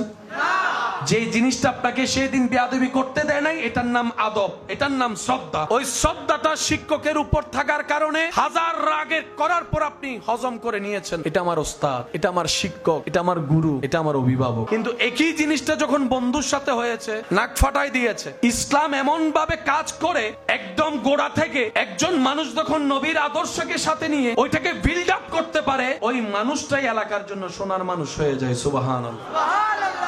আল্লাহর ওলি এমনি মানুষ মহব্বত করে না, ওনাদের ভিতর সেই সম্পদ আছে বলেই ওলিদের জন্য মানুষ এত শ্রদ্ধা, এত প্রেম, এত মহব্বত। নিজের মানুষও নিজেকে এতটুকু মহব্বত করে না, ওলিকে যতটুকু শ্রদ্ধা মহব্বত করে। কথা বলেন ঠিক কিনা? এটা কি? চাইলে কিন্তু আপনারা বোতলও বলতে পারতেন, কারণ এটাতে বোতল যে না, এটাও তো অস্বীকার করতে পারবেন না। আপনি চাইলে এটাকে বোতলও বলতে পারতেন, কিন্তু আপনি বলার সময় বলেছেন পানি, কারণ এটার মেইন বেসটা হচ্ছে পানি। পানির কারণেই বোতল, সেজন্য পানি বলাটাই মেইন বেস। ইসলামকে যদি বিশ্বাস করেন ভাই, আমরা যদি একটু ওই রাগ হিংসা অহংকার ফেলে যদি বোঝার চেষ্টা করি না, লাইফ এমনি সেট হয়ে যাবে, একদম সেট হয়ে যাবে। এই আমরা এখন বসে আছি, আমরা এখানে স্টেজ, আপনারা সবাই যদি এখানে এসে বসেন, তো কারণ কি বলে যে লোড ততটুক নিতে পারবে, টিকে থাকবে। সেজন্য 5 তলার ফাউন্ডেশন দিলেও মানুষ বানায় কয়তলা? 5 তলার ফাউন্ডেশন যদি দেয় বানায় কয়তলা? আরেক তলা কি বলে যে আরেক তলার লোডটা জমা থাক। কারণ আমি যখন ছাদ দিব এক লোড হবে, দেওয়াল তুলবো আরেক লোড হবে, প্লাস্টার করব লোড আরেকটা হবে। যখন আমি ঘরের মধ্যে বাড়াটিয়া উঠবে, জিনিসের লোড আলাদা, মানুষের লোড আলাদা। সেজন্য একতলা কি করে সেভ করে রাখে। কিন্তু আমরা এত বোকার বোকা 5 তলা ফাউন্ডেশন দিয়ে 9 তলা বানাই ফেলি, শেষ পর্যন্ত ভূমিকম্প হইলে যে চালাক, আসলে চালাক না আমরা। দুনিয়ার একটা নিয়ম, লোড যতটুক ততটুক, ওভার লোড হলে সেটা আপনার জন্য ভারী মনে হবে এবং ব্যথা অনুভব করবে। ওজন আছে না নাই? কিন্তু হাতে কোনো ব্যথা। এখন যদি আপনি আমাকে এখানের উপর 10টা তুলে দেন, আমি আলগাতে পারবো? এরপরেও যদি আমি জোর করে আলগাই, সেটা হাত উপরের দিকে যাবে না নিচের দিকে? নিচের দিকে যেতে যেতে লাগবে কোথায়? মাটিতে। এবার যখন উপরের চাপটা সরবে না, নিচে থাকবে মাটি, মাঝখানে থাকবে হাত, তখন হাতে কি লাগবে? এই নিয়ম কি এখানকার জন্য না সবার জন্য? আল্লাহর 1000টা কুদরতের একটা কুদরতের নাম নবীর মেরাজ। ঘটনা বাস্তব। কেমনে হয়েছে আপনার আমার বুঝ জ্ঞানে আসবে? এটা আমাদের বুঝ জ্ঞানের বাইরে, কম্পিউটারের, বিজ্ঞানের, ইন্টারনেটের, সায়েন্সের। এটা আল্লাহর কুদরতের অংশ। আর আল্লাহর কুদরত যেখানে আসবে, মুসলমানের কাজ হচ্ছে কোন প্রকার দাড়ি কমা ছাড়া মেনে নেওয়া। এটার নাম মুসলমান। এখানে কোনো দাড়িও নাই, কমাও নাই। আল্লাহ বলে যে আমি করছি, আমরা বলো জি আল্লাহ আমরা মানছি। আমাদের জীবন চলার পথে কোনো ঘটনা ঘটলে আমরা কিছু শব্দ দিয়ে সেটাকে বিশ্লেষণ করি। আমরা যদি কাউকে সুন্দর দেখি, সুন্দর চেহারা, দেখতে সুন্দর লাগছে দেখে আমরা কি বলি? বাচ্চাটা দেখতে অনেক সুন্দর, যাক পেট ভরে খাইলাম। মানুষটা মারা গেছে রে, সি সি সি সি সি আস্তাগফিরুল্লাহ। আর কি বললেন? নাউজুবিল্লাহ। ভাইয়া জানেন, বাপ ছাড়া তো সন্তান দুনিয়াতে আসে না, কিন্তু আল্লাহ যখন চেয়েছে বাপ ছাড়া ঈসা নবী দুনিয়াতে চলে আসছে। আপনি এই জায়গায় মাশাআল্লাহ বলেন না কেন? কারণ আমরা এতটুকু জানি কোন জায়গায় কোনটা বলতে হয়। সুবহানাল্লাহ সেখানেই বলা হয় যেখানে এমন কিছু সামনে আসে যেটা আল্লাহর কুদরতের সাথে সম্পর্ক। এবার সুবহানাল্লাহ কোন শব্দটা বলেছি আমরা? সুবহানাল্লাহর সাথে আশ্চর্য অলৌকিকতার একটা সম্পর্ক আছে না নাই? এবার পৃথিবীর মধ্যে যদি সুখী মানুষ দেখতে চান, রাস্তার একটা পাগলকে দেখেন, সুখী মানুষ দেখা হয়ে যাবে। পাগলের চাইতে সুখী মানুষ থাকে। প্রশ্ন তো এখানেই থাকে, মুখের হাসিটা তো ঠোঁটে দেখা যায়, মন থেকে হাসি কয়জনে হাসতে পারে? সেজন্যই তো বলা, যখনই মন খারাপ হবে তখনই বেশি বেশি শুকরিয়া করবেন। না পাওয়ার কথা মাথায় আসলেই রবের দরবারে পাওয়ার কথা চিন্তা করে শুকরিয়া করবেন, দেখবেন না পাওয়ার কষ্টটাই চলে যাবে। যদি আপনি আমি পানির ভিতর ঢুকে যাই, দুনিয়ার ভিতর ঢুকে যাই, তাহলে ওই পানির ভিতর ঢুকে যাওয়ার মতো নৌকার মতো অবস্থা হয়ে যাবে। সেজন্য দুনিয়ার উপরে থাকবেন, কারণ দুনিয়ার ভিতর যারাই ঢুকেছে, পানি যেরকম নৌকাকে কিস্তিকে গিলে ফেলেছে, এই দুনিয়ায় সেই কাজটা করে। দুনিয়া তাদের পিছনে ঘোরে যারা রবের সন্তুষ্টির পিছনে ঘুরে। সুবহানাল্লাহ। হাজার কষ্ট পাওয়ার মধ্যে যখন বলবেন আমার মালিক আছে, আমার মালিক দেখবে, আমার খালিক দেখবে, আমার রব দেখবে, বছর হয়তো অনেক চলে যাবে। কারণ আমাদের কাছে সেই পবিত্র জবান নেই, সে অন্তর আমাদের কাছে নেই যেটা ডাইরেক্ট আল্লাহ পাককে রাজি করাতে পারে। কারণ আমাদের হাতে, চোখে, পায়ে, মুখে সব জায়গায় গুনাহ, গুনাহ আর গুনাহ। এই কথা তো অস্বীকার আমরা কেউ চাইলেও করতে পারবো না। সেই জন্য তওবাটা একটু বেশি করতে হবে, রবের উপর আশাটা একটু বড় রাখতে হবে। রবের রহমত থেকে নিরাশ হওয়া যাবে না। লা তাকনাতু মির রাহমাতিল্লাহ। রবি বলছেন আমার রহমত থেকে নিরাশ হইস না, পাইলেও নিরাশ হইস না, না পাইলে তো নিরাশ হইছে না। আমার দিকে তাকাই থাকবি, আমার দিকে চেয়ে থাকবি, আমার কাছে দোয়া করতে থাকবি, নবীর প্রেম নিয়ে আমি রব্বুল আলামিনের দিকে তাকাই থাকতে থাকবি। যেই দিন তোর ধৈর্য ধরা, সহ্য করা আমি রবের কাছে পছন্দ হয়ে যাবে, সেই দিন থেকে আমি রব তোর সাথী হওয়া শুরু করব, আমার রহমত তোকে ঘিরে ধরবে। সুবহানাল্লাহ। তো শান্তিটা কোথায় সেটাই তো খুঁজলাম না, সুখটা কোন জায়গায় আছে সেটাই তো তালাশ করলাম না। আমরা এমন বোকার ঘরের বোকা, সুখদাতাকে নারাজ করে সুখের তালাশ করি, শান্তিদাতাকে নারাজ করে শান্তিতে থাকার স্বপ্ন দেখি, যার কারণে আমাদের চাওয়া পাওয়া জীবনটাই কুয়াশার মতো হয়েছে। দূর থেকে দেখা যায়, ধরতে গেলে আর পাওয়া যায় না। কিন্তু যারা বুদ্ধিমান তারা রবকে এমন ভাবে খুশি করার মতো করেছে, ওনাদেরকে আগুনের সামনে রাখলেও ওনাদের চেহারায় প্রশান্তির হাসি দেখা যায়। দেয়। সুবহান।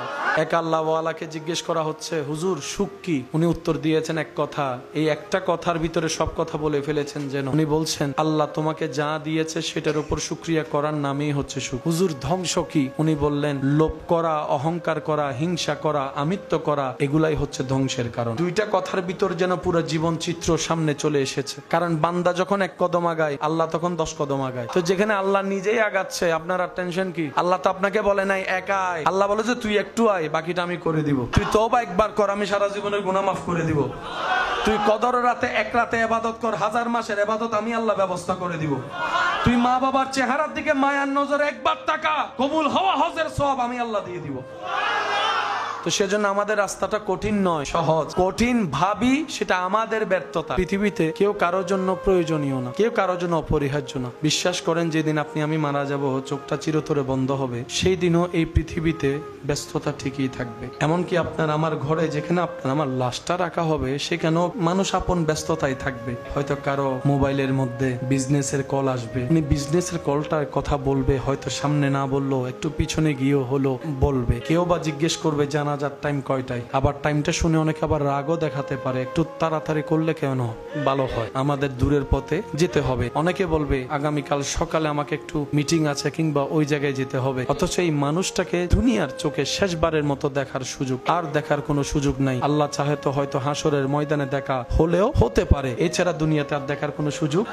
মানুষটা মারা গেলে দেখবেন মানুষের ব্যস্ততাও খুব বেড়ে যায়, সবকিছুতে তাড়াহুড়া করে। কেমন জানি এটাই প্রমাণ হয় এই মানুষটাকে কেউ আর পৃথিবীতে রাখতে চাচ্ছে না, মাটির উপর রাখতে চাচ্ছে না। একটু দেরি হলে মানুষ বিরক্ত বোধ প্রকাশ করে। একদিন এই কাজটা আপনাকে আমাকে নিয়ে করা হবে, দূরের মানুষ করবে না, সেই চিরচেনা পরিচিত চেহারাওয়ালা মানুষগুলাই করবে, আপনরাই করবে। আর ওনারাও না করে কোনো উপায় নাই। কারণ মানুষ যখন মারা যায়, শরীরের পরিবর্তন হওয়া মিনিটে মিনিটে শুরু হয়। যদি শরীরের বেশি পরিবর্তন হয়, এই পৃথিবী সেই দুর্গন্ধ সহ্য করতে পারবে না। সেজন্য বেশিরভাগ মানুষ তাড়াহুড়া করে বাধ্য হয়ে, কিছু করার নাই। এই বাস্তবতা মনের মধ্যে মানিয়ে বসিয়ে ফেলা ভালো। এই পৃথিবীতে আসলে আপন বলতে কেউ নাই, আপন বলতে কেউ নাই, প্রিয় বলতে কেউ নাই। আমরা অনেক ক্ষেত্রে, বেশিরভাগ ক্ষেত্রে দুনিয়ার চোখে প্রিয়জন কারো হতে পারি নাই, হতে পারবো না। এটাই বাস্তব, এটাই সত্য, এটাই চিরসত্য কথা। বলেন ঠিক কিনা? এই বাস্তবতা আসবে একদিন। আজকে আমরা যারা অন্যেরটা দেখছি, একদিন আমাদেরটা মানুষ দেখবে। আজ দেখছি একজন সাদা, এই দেখাটাই আমাদেরকে স্মরণ করিয়ে দেয় সেই কথা, আজকে তুমি অন্যেরটা দেখছো যে একদিন অন্যকে দেখেছিল। আজকে সে ওই জায়গায় শুয়ে আছে, আজকে তুমি দেখছো, একদিন তুমি এখানে শুয়ে থাকবা, আরেকজন দাঁড়িয়ে দাঁড়িয়ে তোমার যাওয়াটা দেখবে, শেষ চিরবিদায়টা দেখবে। সেজন্য অন্তরে যদি ভালোবাসার স্থান দিতে হয়, সেই চির সত্য ভালোবাসাকে জায়গা দেন, মহাব্বতকে জায়গা দেন। যে মহাব্বত আপনার দুনিয়াতেও তৃষ্ণা মিটাবে, হাসরের ময়দানও তৃষ্ণা মিটাবে, কবরকেও আলোকিত করবে, জান্নাতে যাওয়ার রাস্তাটাও সহজ করে দিবে। সুবহানাল্লাহ। আর সেই মহাব্বত হচ্ছে বান্দা হিসাবে রবের জন্য, রবের প্রেমে পাগল হওয়া, আর উম্মত হিসাবে নবী রাহমাতুল লিল আলামিনের প্রেমে পাগল হওয়া। বলেন সুবহান। পৃথিবীর সাথে যত দিল লাগে, পৃথিবীর তত লাথি মারে। তো পৃথিবীতে আমরা বাঁচবো কিরকম? পৃথিবীতে যেহেতু আছি, থাকতে তো হবে। এক কথাই বলি, আল্লাহ ওয়ালারা পরামর্শ দিচ্ছেন, পানির উপর নৌকা যেমন থাকে, পানির উপর যদি নৌকা থাকে, নৌকার উপর মানুষ ভর করে পার হতে পারে। কিন্তু নৌকাটার উপর যদি পানি উঠে যায়, দুনিয়াতে এভাবে থাকতে হবে যেন পানির উপর একটা কিস্তি ভেসে আছে, নৌকা জাহাজ ভেসে আছে, দুনিয়া নিচে, আপনি উপরে। আপনি যদি মাঝি ছাড়া নৌকাকে ছেড়েও দেন, এটা থেমে থাকবে না, চলতেই থাকবে, বাতাসে স্রোতে চলতেই থাকবে। আপনি কান্না করেন আর মন খারাপ করেন, সময় চলে যাচ্ছেই যাবেই। সুতরাং মন খারাপ করে সময় নষ্ট করার কোনো দরকার। অনেক মানুষ আছে দেখবেন, নিজের জীবনের কিছু ভুল সিদ্ধান্তের কারণে, আবেগ কিংবা রাগের ভুল সিদ্ধান্তের কারণে করে ফেলা কোনো কাজ 5-6 মাস, 1 বছর, 2 বছর পর যখন বুঝতে পারে কাজটা করা ঠিক হয় নাই, তখন সে নিজের চেহারা নিজে আয়নাতে দেখতে রাজি হয় না। নিজের চেহারা নিজে আয়নাতে দেখতে রাজি হয় না, নিজের উপর নিজের রাগ লাগে। এতদিন অন্যের উপর রাগ লাগতো, এখন রাগটা লাগে নিজের উপর, যে আমি এত বড় ভুল কেমনে করব। সেজন্য বলা হয়, শক্তিশালী সেই ব্যক্তি যে কঠিন সময়ে ধৈর্য ধারণ করতে পারে, মেজাজ গরম হলে রাগ কন্ট্রোল করতে পারে। কারণ মানুষের জীবনে 98%, 99% ভুল সিদ্ধান্ত হয় হয়তো রাগের কারণে, না হয় অভিমানের কারণে, কারণে, না হয় লোভের কারণে, না হয় হিংসার কারণে, না হয় অহংকারের কারণে। এই পাঁচটার ভিতরে সবচাইতে বেশি ভুল করা হয় রাগের কারণে আর লোভের কারণে। লোভ এমন একটা মারাত্মক ভাইরাস, যার লাঞ্ছিত হওয়ার ইচ্ছা, অপমানিত হওয়ার ইচ্ছা, সে লোভটাকে আপন করে নিলেই যথেষ্ট। লাঞ্ছিত হওয়ার জন্য আর কিছু দরকার। অহংকার অধপতনে নেই, রাগ ধ্বংস করে দেয়, লোভ লাঞ্ছিত করে, হিংসা জ্বালিয়ে দেয়। সেজন্য নবী রাহমাতুল লিল আলামিন সুন্দর জীবনের পরামর্শের তরে আমাদেরকে জানান দিয়েছেন, উম্মত নিজেকে রাগ থেকে হেফাজত করো। রাগ মানুষের ফিতরত, রাগ সবারই আছে, কিন্তু রাগ রাগের মতো আসবে। রাগকে তুমি লাই দিও না, পাত্তা দিও না, সুযোগ দিও না। কারণ রাগ, হিংসা, অহংকার, লোভ, আমিত্ব, অভিমান, এগুলো মানুষ হিসেবে তোমার কাছে আসবে, তোমার কাছে থাকবে, কিন্তু এগুলাকে যদি তুমি সুযোগ দাও, এগুলা তোমার উপরে এমন রাজত্ব করা শুরু করবে, রাগ এমন পর্যায়ে চলে যাবে, দুইটা কথা হলে আপন ভাইয়ের, রক্তের ভাইয়ের সাথে অনেক সময় দেখবা এমন কথা চলে আসবে, চিরতরের সম্পর্ক পর্যন্ত ছিন্ন হয়ে যাবে। রাগের কারণে এক মায়ের পেটের ভাই, দুই ভাই, একজন আরেকজনের চেহারা দেখে না। হাজার হাজার মানুষ বউয়ের সাথে দুই চার কথা হলে রাগ করে 3-4টা তালাক একসাথে পারে না যে 50,000 তালাক একসাথে দিতে। আগের যুগের মানুষের ধৈর্য যা ছিল, বর্তমানের মানুষের তা মোটেও নাই। দিন দিন কি মানুষের মেজাজ ঠান্ডা হচ্ছে না গরম হচ্ছে? আপনার একটু চতুর্পাশে খেয়াল করে দেখেন। কথার আগেই, আজকে থেকে 10 বছর আগেও যে অপরাধ মানুষ গোপনে করত, এখন ফেসবুকে লাইভ দিয়ে সেই অপরাধ করতেছে। আপনি যদি এটাকে মডার্ন মনে করেন, আমরা মডার্ন ভাবি, আমাদের চাইতে এই অধপতন আর কিছু হতে পারে না। এখন ওপেনলি মানুষকে হত্যা করে রাস্তার মধ্যে রশি দিয়ে টেনে টেনে অপমান করা হচ্ছে। কথা বলেন ঠিক কিনা? এই মনুষ্যত্ব নষ্ট হওয়ার পিছনে হাজার কারণের একটা কারণ, আমরা নবীর আদর্শ থেকে দূরে সরে যাচ্ছি। কথা বলেন ঠিক কিনা? নবীর আদর্শ থেকে দূরে সরে নবীর কোনো লস নাই। বলেন না লস? এবার বলেন, এই লসটার কারণে অশান্তি দায়ী আছে না নাই? এবার লসটার কারণে অশান্তিতে পড়তেছি আমরা, জামিলাই পড়তেছি আমরা, মুসিবতে পড়তেছি আমরা, ঘরে আগুন জ্বলতেছে আমাদের ঘরে। কথা বলেন ঠিক কিনা? আমাদের জীবন শান্তি করতে চাইলে অহংকার বাদ দিতে হবে। লোভ, রাগ, অভিমান, আমিত্ব, এই পাঁচটার সাথে শুধু আপনার জীবন অশান্তির বিষয় না, আপনার শরীরের অশান্তিও জড়িত। অনেক সময় তো নিজের ছেলে মেয়ের উপর, বাচ্চাদের উপরও রাগ দেখাতে, অবুঝ বাচ্চার উপর রাগ দেখাতে আমাদের দ্বিধাবোধ হয় না। অথচ বাচ্চাগুলো ভালো বুঝে না, খারাপও বুঝে না, কিন্তু মেজাজ যখন উঠে ইচ্ছা মতো দেওয়া শুরু করে।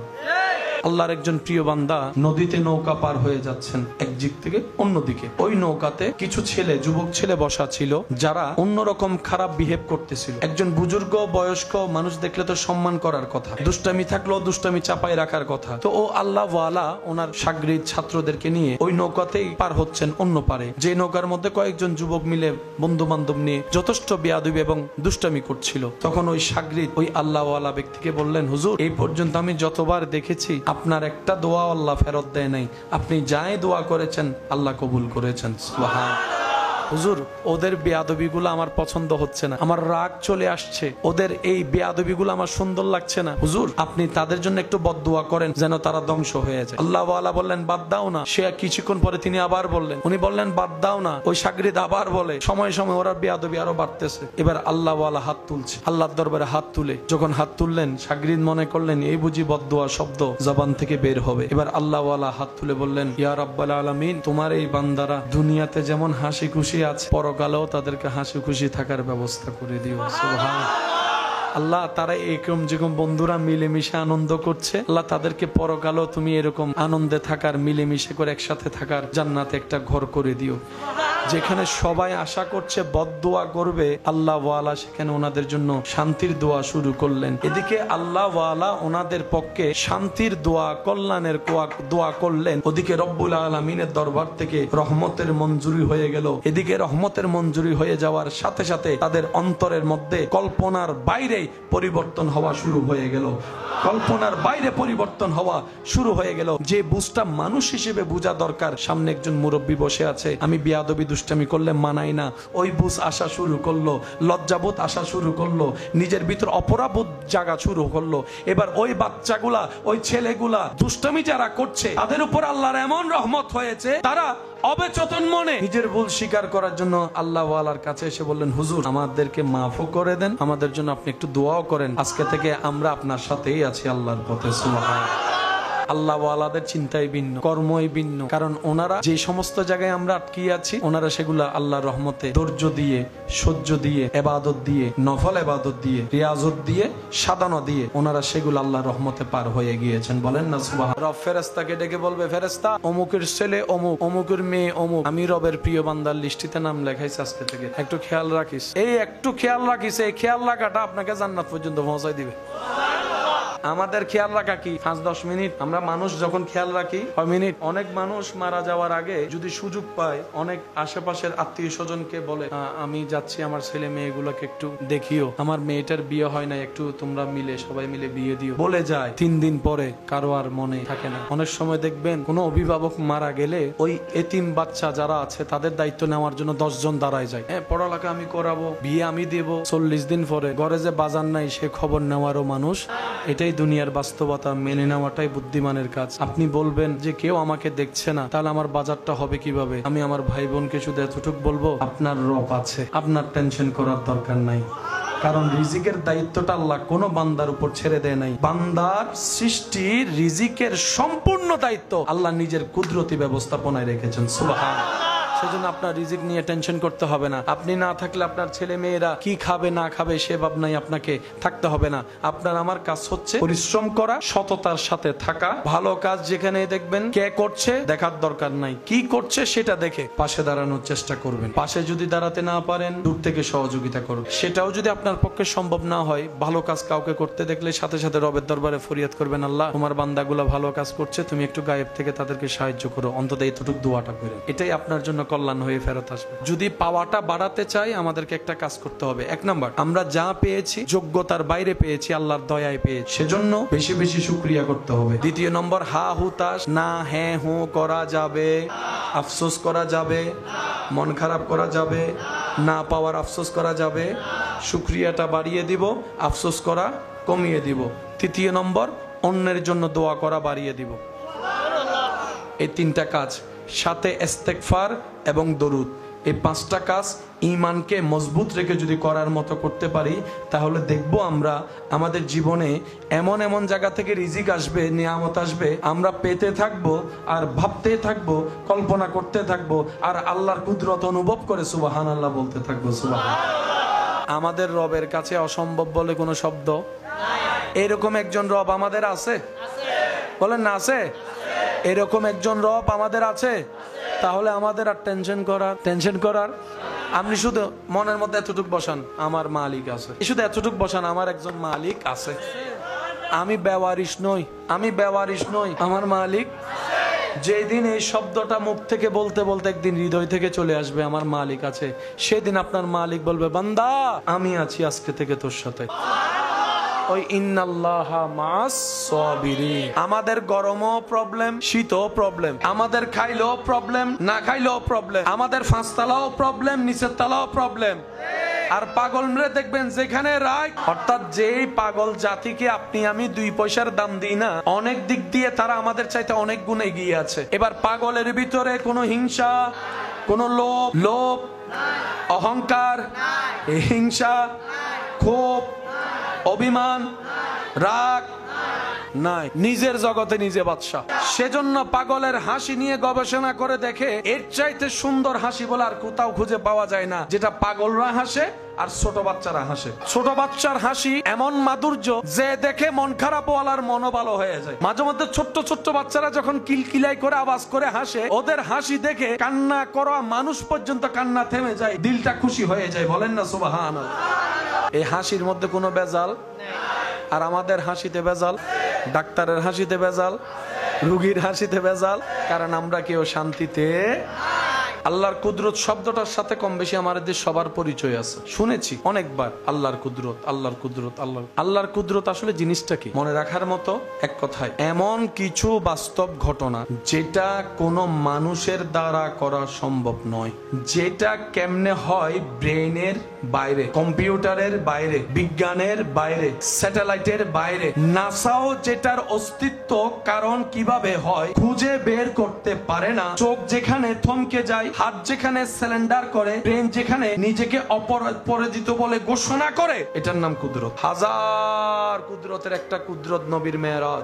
এক রাতে এত কিছু ভ্রমণ করে আসলো, হাউ ক্যান পসিবল? চোখ বলে অসম্ভব, হাত বলে অসম্ভব, ব্রেন বলে, কম্পিউটার বলে, বিজ্ঞান বলে, ইন্টারনেট বলে, নাসা বলে, স্যাটেলাইট বলে, ওনারা সবাই, আমরা সবাই যারা আছি, ওনারা বলে ইটস কোয়াইট ইম্পসিবল। শুধু ইম্পসিবল না, কোয়াইট ইম্পসিবল, এটা অসম্ভব। রব বলে যে সেজন্যই তো তোদেরকে বলি কোরআনটা শুধু পড়িস না, অন্তর দিয়ে চোখ দিয়ে বুঝে শুনে পড়িস। এবার নবীর মেরাজের আয়াতটা সূরা বনি ইসরাইলের প্রথম নম্বর আয়াত, যেটা হাজারবার শুনেছেন, শুধু স্মরণ করে দিলে আপনাদের মনে পড়ে যাবে কোরআনের মাধুর্যটা কত সুন্দর। মেরাজের আয়াত আল্লাহ সূরা বনি ইসরাইলে বলেছেন 1 নম্বর আয়াত। সেখানে আল্লাহ আয়াত শুরু করছেন কি দিয়ে? আপনারা একটু খেয়াল করবেন, সুবহানাল্লাযী আসরা বিআবদিহি লাইলাম মিনাল মসজিদিল হারামে ইলাল মসজিদিল, মাশাআল্লাহ, ইলাল মসজিদিল। এবার আয়াতটা খেয়াল করবেন, নবীর মেরাজ, সুবহানাল্লাযী আসরা বিআবদিহি লাইলাম মিনাল মসজিদিল হারামে ইলাল মসজিদিল আকসা। আল্লাহ কোরআনে নবীর মেরাজের আয়াতটা যেটা শুরু করছেন সেটা কি দিয়ে শুরু করছেন একটু খেয়াল করেন, সুবহানাল্লাহ সুবহানাল্লাহ সুবহানাল্লাযী আসরা বিআবদিহি লাইলাম মিনাল মসজিদিল হারামে ইলাল মসজিদিল আকসা। রব বলে এক রাতে অল্প সময়ে মক্কা থেকে আকসা কিভাবে গিয়েছে, বিমান রকেট যেত যেখানে সময় লাগে সেখানে সেকেন্ডে কিভাবে ভ্রমণ করেছে, এটাই তো তোদের জানতে চাওয়া প্রশ্ন, বিবেকের মধ্যে অবাক করে। আবার সেখান থেকে ওই ঊর্ধ্বগমন করে প্রথম আসমান, দ্বিতীয় আসমান, সুবহানাল্লাহ বলতে থাকেন, তৃতীয় আসমান, চতুর্থ, পঞ্চম, ষষ্ঠ, সপ্তম হয়ে সিদরাতুল মুনতাহা পার হয়ে আবার সেখানে কত হাজার কোটি বছরের রাস্তা পার হয়ে আমি আল্লাহর সাথে বসে আত্তাহিয়াতু লিল্লাহি ওয়াসসালাওয়াতু ওয়াত্তাইয়াবাতু আসসালামু আলাইকা আইয়ুহান নবিয়্যু, এই কথাবার্তা শেষ করে আবার কালামের উপর কালাম হয়ে, কথার উপর কথা হয়ে, কিছু প্রকাশ্য হয়েছে, কিছু গোপন হয়েছে, জান্নাতের ভ্রমণ হয়েছে, জাহান্নামের ভ্রমণ হয়েছে, আবার সব কিছু করে আবার আমার নবীকে আমি আল্লাহ দুনিয়াতে পাঠিয়েছি তোদের এই রকম বুঝতে। এখান থেকে এখানে হাউ ক্যান পসিবল? চোখ বলে ইম্পসিবল, হাত বলে অসম্ভব, ব্রেন বলে অসম্ভব, কম্পিউটার বলে অসম্ভব, ব্রেন বলে অসম্ভব, নাসা বলে অসম্ভব, ইন্টারনেট বলে অসম্ভব। এবার আল্লাহ পাক বলে আমার নবীর দিকে কেন তাকাচ্ছস? কে গিয়েছে ওনার দিকে তাকাইস না, কে নিয়ে গিয়েছে ওনার দিকে তাকা। বান্দা তোরা বল, তোদের আল্লাহ চাইলে পারে? আমরা সবাই বললাম যে আল্লাহ তুমি চাইলে তো সেকেন্ডের আগে সব করতে পারো। এবার আল্লাহ পাক বলে সেজন্য তো আয়াতটা সুবহানাল্লাহ বলে আমার নামটা আমি অ্যানাউন্স করে দিয়েছি। নবী রাহমাতুল লিল আলামিনের উম্মত হওয়ার কারণে আল্লাহ আপনাকে আমাকে এমন মান, মর্যাদা, ইজ্জত দান করেছেন যেখানে ফেরেশতারা যেতে পারে না, যেই সীমানা পার করে ফেরেশতাদের যাওয়ার অনুমতি নেই। আপনি আমি নামাজের সিজদায় যখন মাথা ঝুঁকিয়ে দিয়ে সুবহান রাব্বিয়াল আলা বলতে থাকি, তখন আপনার আমার কপালটা রবের দরবারে চলে যায়। আপনার আমার ফিস ফিস করে বলা সেই সুবহান রাব্বিয়াল আলার আওয়াজ আরশ পর্যন্ত পৌঁছায় যায়। নবী রাহমাতুল লিল আলামিনের উম্মত হওয়ার সুবাদে রব্বুল আলামিন আমাদেরকে এমন ফ্যাসিলিটি দান করেছেন, কোন বান্দা যদি বোবা হয়, কথা বলার ক্ষমতা না থাকে, তার হৃদয়ের সেই ক্রন্দনের আওয়াজ পর্যন্ত রব্বুল আলামিন কবুল করে নেন। আমরা ছিলাম জিরু, নবী রাহমাতুল লিল আলামিনের নিসবতে সম্পর্কে আল্লাহ তাআলা আপনাকে আমাকে বানিয়ে দিয়েছেন বরাবর একটা হিরো। 2টা পয়সার দাম মূল্যায়ন আপনার আমার নাই, কারণ আমরা তো চিনি আমরা নিজেরা কেমন। আপন রক্তের মানুষের কাছে এখন পর্যন্ত ভালো সার্টিফিকেট অর্জন আমরা কেউ করতে পারিনি। রবের কাছে তো রবের হিসাবে তো এটা কল্পনার বাইরে, স্বপ্নেও দেখা সম্ভব নয়। কিন্তু আল্লাহ তাআলা হাজারটা রাস্তা খুলে দিয়েছেন উম্মতে মুহাম্মাদের জন্য, শুধু নবী রাহমাতুল লিল আলামিনের মুখে হাসি ফুটানোর জন্য আল্লাহ আমাদেরকে জাহান্নামী থেকে জান্নাতি করতে আছেন। সুবহানাল্লাহ। এত বড় সুযোগ পাওয়ার পরও যদি হাতছাড়া হয়ে যায়, নিজের গালে নিজে জোতার বাড়ি দিল, এই রাগ, এই ক্ষোভ কখনো কমবে? মেঘের গুচ্ছ ছিন্ন বিচ্ছিন্ন ছড়িয়ে ছিটিয়ে সব জায়গায় আছে, বৃষ্টির যখন টাইম হয় সাদা মেঘ কালো হয়ে সব এক জায়গায় চলে আসে, মাঝখানে কোনো মেশিন নাই। এটা আল্লাহর এখানে বৃষ্টি হয়েছে কয়েকদিনের ভিতরে, ঘন্টা, দেড় ঘন্টা, 2 ঘন্টা এমন ভাবে বৃষ্টি পড়ে পুরা সিটাং ডুবি যায়। আমাকে বুঝান কতটুক পানি পড়লে পানির বন্যা হয়, কি পরিমাণ পানি পড়লে জমলে পুরো রাস্তা ব্লক হয়, কত টন পানি আসলো কোত্থেকে? বৃষ্টি থেকে। এবার বৃষ্টিটা আসলো কোত্থেকে? মেঘ থেকে। আপনারাই বলেন, আপনার ঘরে আমার ঘরে পানি থাকে কোথায়? টাঙ্কিতে। পানি থাকে কোথায়? এই হাজার হাজার লিটার পানি বৃষ্টি হয়ে যে পড়লো, মেঘের ভিতরে এতগুলা বিমান গেছে, কোনোদিন তো টাঙ্কির সাথে বাড়ি খায় নাই। বৃষ্টি পড়লো কোত্থেকে? মেঘ থেকে। মেঘের ভিতরে টনে টনে লিটার লিটার পানি, হাজার হাজার লিটার পানি আছে না নাই? কিন্তু একটা টাঙ্কি ছাড়া যিনি পানি মজুদ করে রাখে, ওই রাখাটাকেই বলে কুদরত। যিনি রাখেন তিনিই হচ্ছেন খালেক। এই মেঘের ভিতর পানিগুলা কোত্থেকে গিয়েছে? পানি বিজ্ঞানীদের যেটা নিদর্শন আমাদেরকে ওনারা জানান দিয়েছেন, সেখান থেকে নেওয়া বলা। এই পানিটা ওখানে জমা হলো কিভাবে? আমার ভাইয়েরা বলে যে সূর্যের তাপ যখন সাগরে পড়ে, এই গরম তাপের কারণে পানিটা জলীয় বাষ্প হয়ে, কোনো পাইপ, কোনো জেনারেটর মেশিন, কোনো লাইন, এটাই রবের কুদরত। আপনি দেখেছেন 5 ঘন্টার বৃষ্টিতে চট্টগ্রাম ডুবে গেছে, তো পানিগুলার টনও হিসাব করেন, কত হাজার লিটার টন, সেটাও তো হিসাব করতে হবে। বাড়ি হলে নেমে যায়, পড়ে যায়, এটাই বাস্তবতা। হাজার হাজার লিটার পানি কোন প্রকার ট্যাঙ্ক ছাড়া মেঘের ভিতরে মজুদ করে রব্বুল আলামিন কুদরতের নিদর্শন জগৎকে দেখিয়ে দিয়েছেন। সুবহানাল্লাহ। মেঘের ভিতর পানি গেল, কিসের আলো পড়লো? সেজন্য ঘরের মধ্যে যখন গরম পানি গরম দেন, তখন দূর থেকে দেখবেন পানি যখন গরম যায়, উবলায় পড়ে, তখন দেখবেন দূর থেকে ওই পানির উপর একটা ডিও ডিও ডিও ডিও লাগে। এটার নাম জলীয় বাষ্প। ওই ডেক্সির উপর যদি আপনি 5 মিনিট হাত দিয়ে রাখেন, আপনার এখানে ভিজে যাবে। এটার নাম জলীয় বাষ্প। সূর্য যখন সাগরের উপর তাপ দেয়, ওই সাগরের পানিটা কোন প্রকার পাইপ ছাড়া, মেশিন ছাড়া, কুদরতি ব্যবস্থাপনায় কিছু পানি উঠছে কক্সবাজার থেকে, কিছু পানি উঠছে সি বিচ থেকে, কিছু পানি উঠছে আরব সাগর থেকে, কিছু পানি উঠছে প্রশান্ত সাগর থেকে। আপনার এলাকায় যে বৃষ্টির পানি পড়ছে, এটা কোন জায়গার পানি গবেষণা করে দেখেন। হয়তো কিছু পানি পাবেন আরবের সাগরের পানি, কিছু পানি পাবেন আটলান্টিক মহাসাগরের পানি। ওইখানকার পানি এখানে বৃষ্টি ফেলছে। বৃষ্টির পানি কি তিতা নাকি জাল না মিষ্টি? খাওয়ার মতো নাকি খাওয়ার মতো না? বিজ্ঞানীরা বলে, ডাক্তাররা বলে, যতগুলা পানি আছে দুনিয়াতে সবচাইতে ফ্রেশ পানি। সেজন্য আমাদের মা, দাদি, নানি অনেক সময় দেখবেন গ্রামে বৃষ্টি পড়লে সামনে একটা ড্রাম দিয়ে রাখে। বৃষ্টির পানির একটা আলাদা মজা আছে না নাই? এবার বলেন, সাগরের পানি কি মিষ্টি না লবণ? বৃষ্টির পানি কি লবণ না মিষ্টি? এই লবণ পানি আবার মিষ্টি হলো ফিল্টার মেশিন কই? ফিল্টার মেশিন আজকে ঘরে গিয়ে ফিল্টার মধ্যে দেখবেন উপরে যেখানে পানি দেওয়া হয়, নিচে যেখানে টপ টপ পানি পড়ে, মাঝখানে 4-5টা লেয়ার আছে, পাথরের কিছু লেয়ার। ওই লেয়ার গুলা আপনার সেই নোংরা পানিগুলাকে আস্তে আস্তে আস্তে আস্তে পরিশুদ্ধ করে, পরিষ্কার পানি করে বের করে, যেটা আপনার আমার কাছে ফিল্টার পানি নামে পরিচিত। মেঘের রাজ্যে কোন ফিল্টার মেশিন, লবণ পানি হয়ে গেল মিষ্টি। লবণ পানি কি হয়েছে? কোন প্রকার ফিল্টার মেশিন। টনে টনে পানি পড়েছে, সেখানে কোন টাঙ্কি। টনে টনে পানি উঠেছে, কোন 5 মিটার। এটাই হচ্ছে রব্বুল আলামিনের হাজার কুদরতের একটা কুদরত। প্রত্যেকটা মানুষের আলাদা একটা ওজন আছে না? সারা শরীরের ওজন কারো 60 কেজি, কারো 65 কেজি, কারো 70 কেজি, কারো 80 কেজি, কারো 50 কেজি, আছে তো ওজন। আপনি যখন দাঁড়াচ্ছেন, সারা শরীরের ওজন কোথায় গিয়ে পড়তেছে? এই পায়ের তালার মধ্যে ওজন পড়ে কি পড়ে না? সত্যি করে বলেন তো, এই 80 কেজিওয়ালা মানুষও যদি দাঁড়ায়, পায়ের তলার মধ্যে দাঁড়ানোর কারণে কি কোনো ব্যথা লাগে? না। এবার সে পায়ের পুরা ওজনটা, সারা শরীরের ওজনটা আপনার যে পায়ের গিরালি, এই গিরালি হয়ে কিন্তু পায়ের তলায় পড়তেছে। গিরালির মধ্যে কোনো ব্যথা লাগে? আচ্ছা, সেটা তো বাদ দিলেন। এই যখন হাঁটেন তখন ওজন কি আরো কমে না বাড়ে? যখন দৌড়ান তখন কি ওজন কমে না বাড়ে? দৌড়াইলেও তো ব্যথা লাগে না? আপনার পায়ের এই গোড়ালি থেকে উপর পর্যন্ত যে 80 কেজি ওজন, পুরা 80 কেজি ওজন নিয়ে যখন আপনি দৌড়াচ্ছেন, পায়ের উপর পড়তেছে, ওই পা তো ভেঙে পড়ে নাই। পুরা শরীরের ওজন কত? 80 কেজি। এই ছোট্ট একটা পায়ের উপর 80 কেজি ওজন চলতেছে, পা তো ভেঙে পড়ে নাই। আপনি যদি 80 কেজি ওলা এখানের উপর রাখেন, এটা তো বিজ্ঞানীরা যখন চিকিৎসা বিজ্ঞান গবেষণা করে দেখে মানবের পায়ের গোড়ালির মধ্যে, ওনারা দেখে অবাক হয়ে বলে, এই কারুকাজ, এই সিস্টেম পৃথিবীর পক্ষে সম্ভবপর নয়। একজন স্রষ্টা আছে যিনি এই সৃষ্টিটাই করেছেন।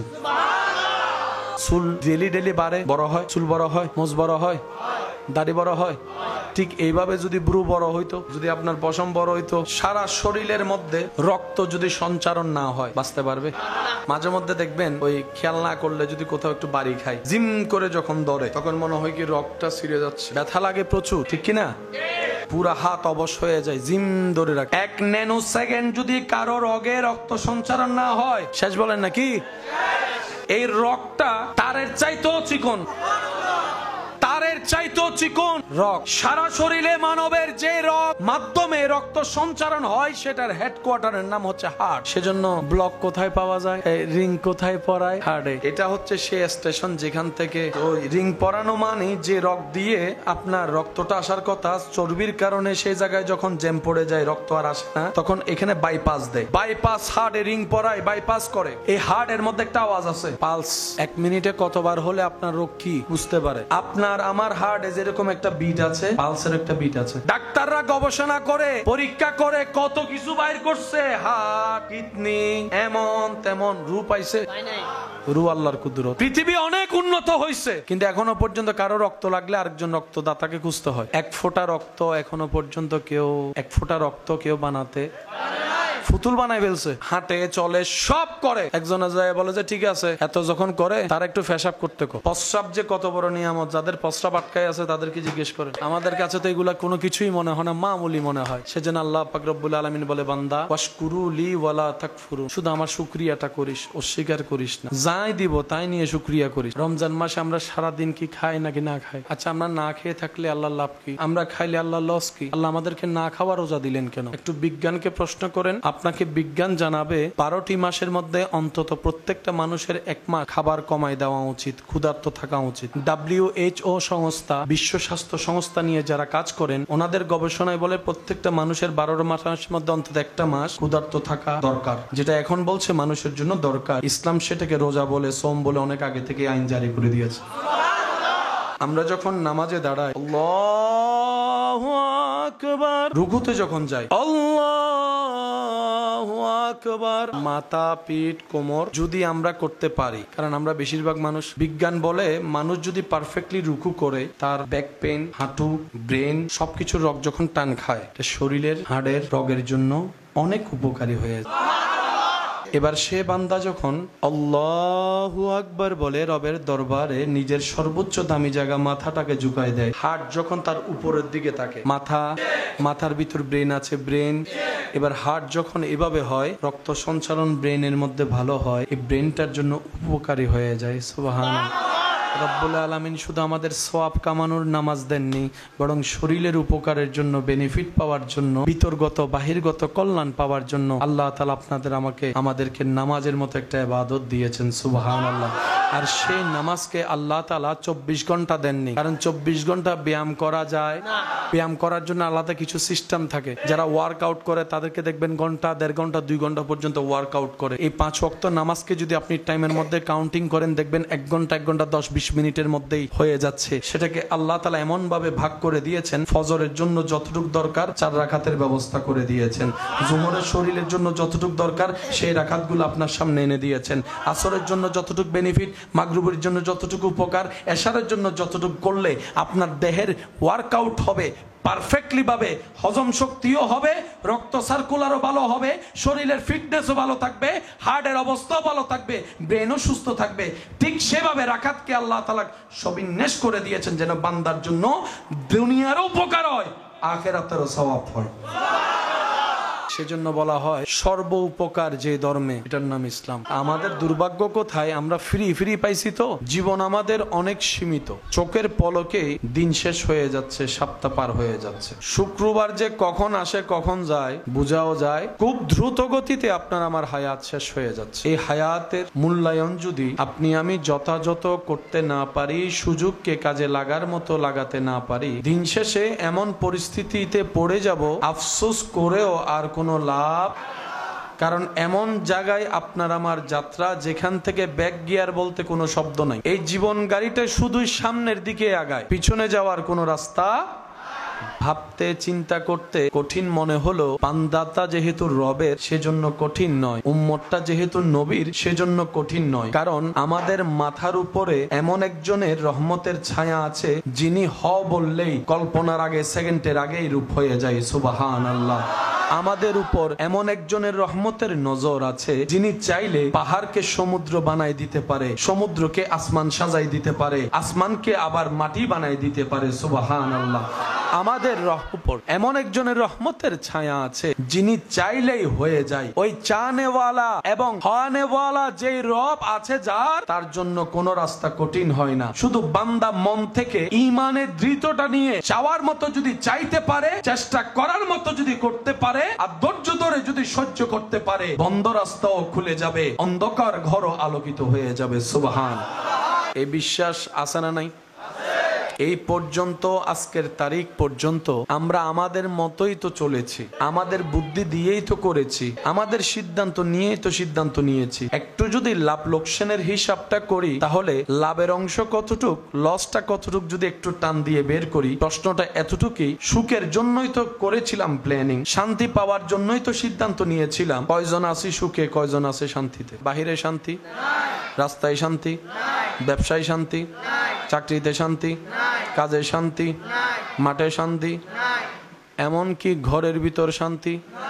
ঘরটাও বাদ দেন, নিজের শোয়ার রুম, বেডরুমে শান্তি, জামাইয়ের কাছে বউয়ের শান্তি, বউয়ের কাছে জামাইয়ের শান্তি, ভাইয়ের কাছে ভাইয়ের শান্তি।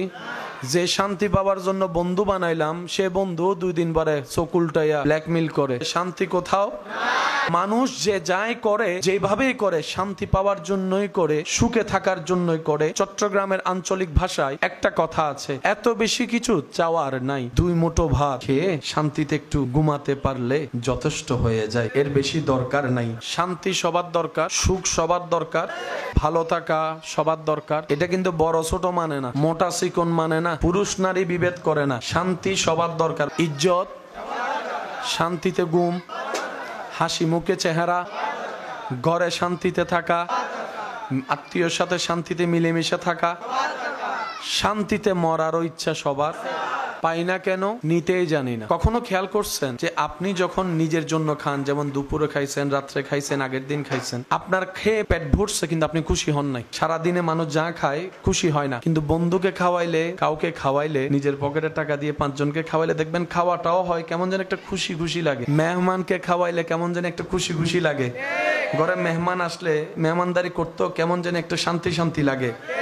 আসল সুখটা কোথায়? শ্রদ্ধার সাথে বলি, মনে রাখার চেষ্টা করবেন, নিজের জন্য করার মধ্যে সুখ নাই, আল্লাহর সৃষ্টির মুখে হাসি ফুটানোর মধ্যেই সুখ লুকায়িত আছে।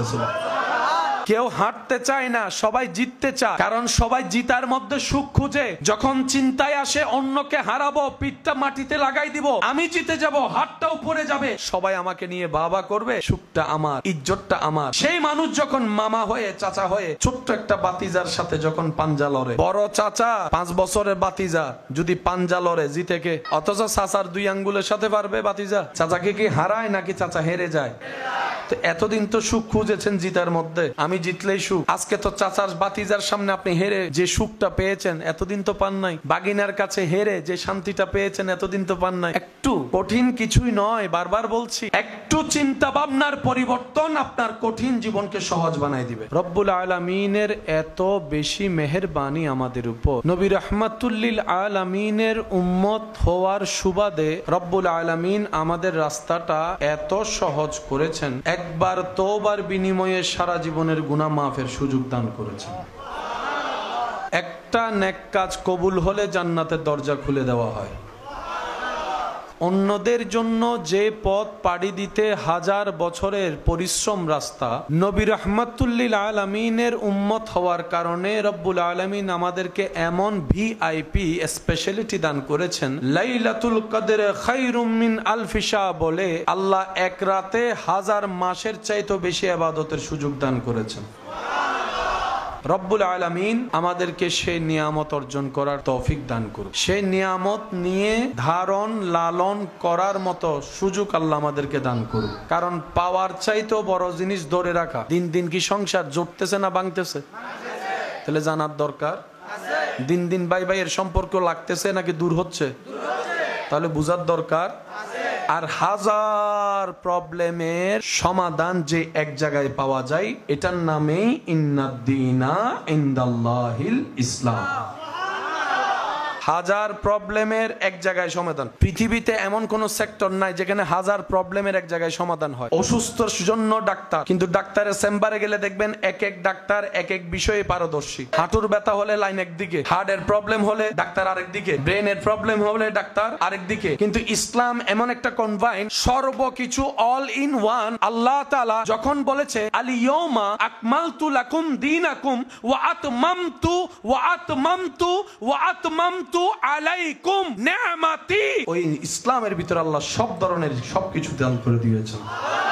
যাদের লাভ দরকার তাদের ইসলাম দরকার। ঠেলাঠেলি জোরাজোর ইসলামে নাই। জোর করে ধরে কাউকে কালিমা পড়াতে আনলে আপনার এলাকার ইমাম সাহেব কখনো কালিমা পড়াবে না। প্রথম প্রশ্ন ওনাকে করবেন, আপনি কি স্বইচ্ছায় পড়ছেন নাকি কেউ আপনাকে জোর করেছে? যদি বলা হয় যে আমাকে জোর করা হয়েছে, ওই ইমাম কখনো কালিমা পড়াবে।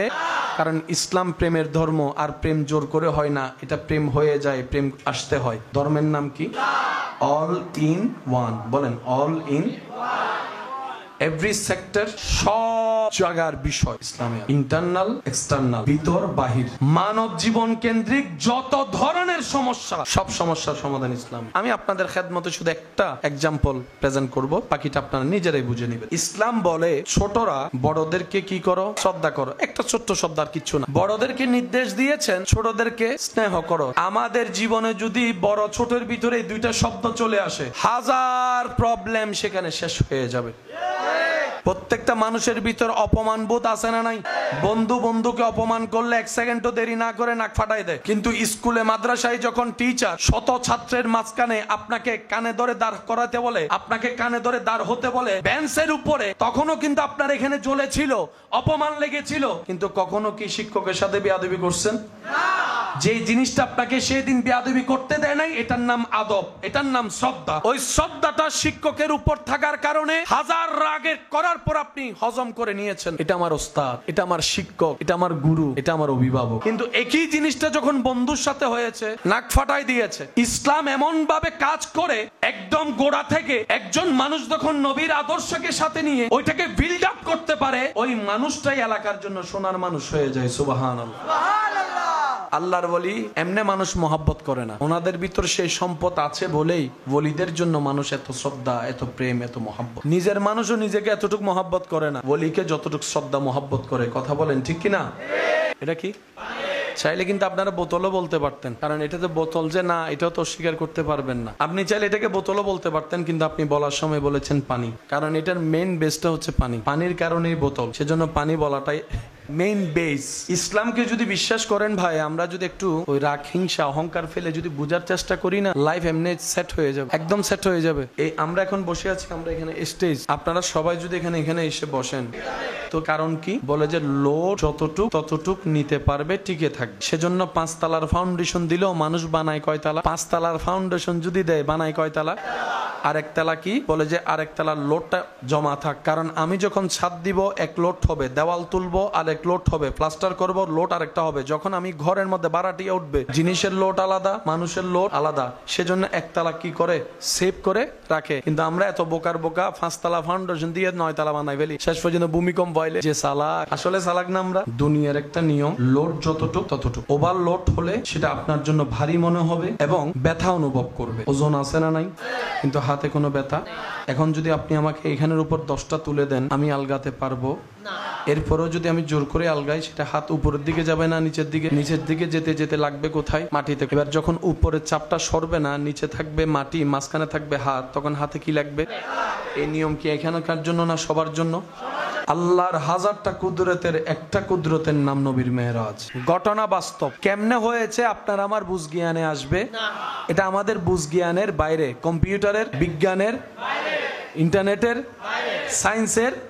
এটা আল্লাহর কুদরতের অংশ। আর আল্লাহর কুদরত যেখানে আসবে, মুসলমানের কাজ হচ্ছে কোন প্রকার দাড়ি কমা ছাড়া মেনে নেওয়া।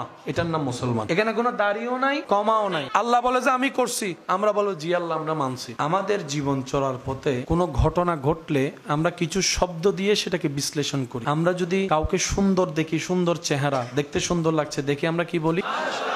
বাচ্চাটা দেখতে অনেক সুন্দর, পেট ভরে খাইলাম, মানুষটা মারা গেছে রে। সি সি সি সি সি আস্তাগফিরুল্লাহ। আর কি বললেন? নাউজুবিল্লাহ। ভাইয়া জানেন বাপ ছাড়া তো সন্তান দুনিয়াতে আসে না, কিন্তু আল্লাহ যখন চেয়েছে বাপ ছাড়া ঈসা নবী দুনিয়াতে চলে আসছে। আপনি এই জায়গায় মাশাআল্লাহ বলেন না কেন? কারণ আমরা এতটুকু জানি কোন জায়গায় কোনটা বলতে হয়। সুবহানাল্লাহ সেখানেই বলা হয় যেখানে এমন কিছু সামনে আসে যেটা আল্লাহর কুদরতের সাথে সম্পর্ক। এবার সুবহানাল্লাহ কোন শব্দটা বলেছি আমরা? সুবহানাল্লাহর সাথে আশ্চর্য অলৌকিকতার একটা সম্পর্ক আছে না নাই? এবার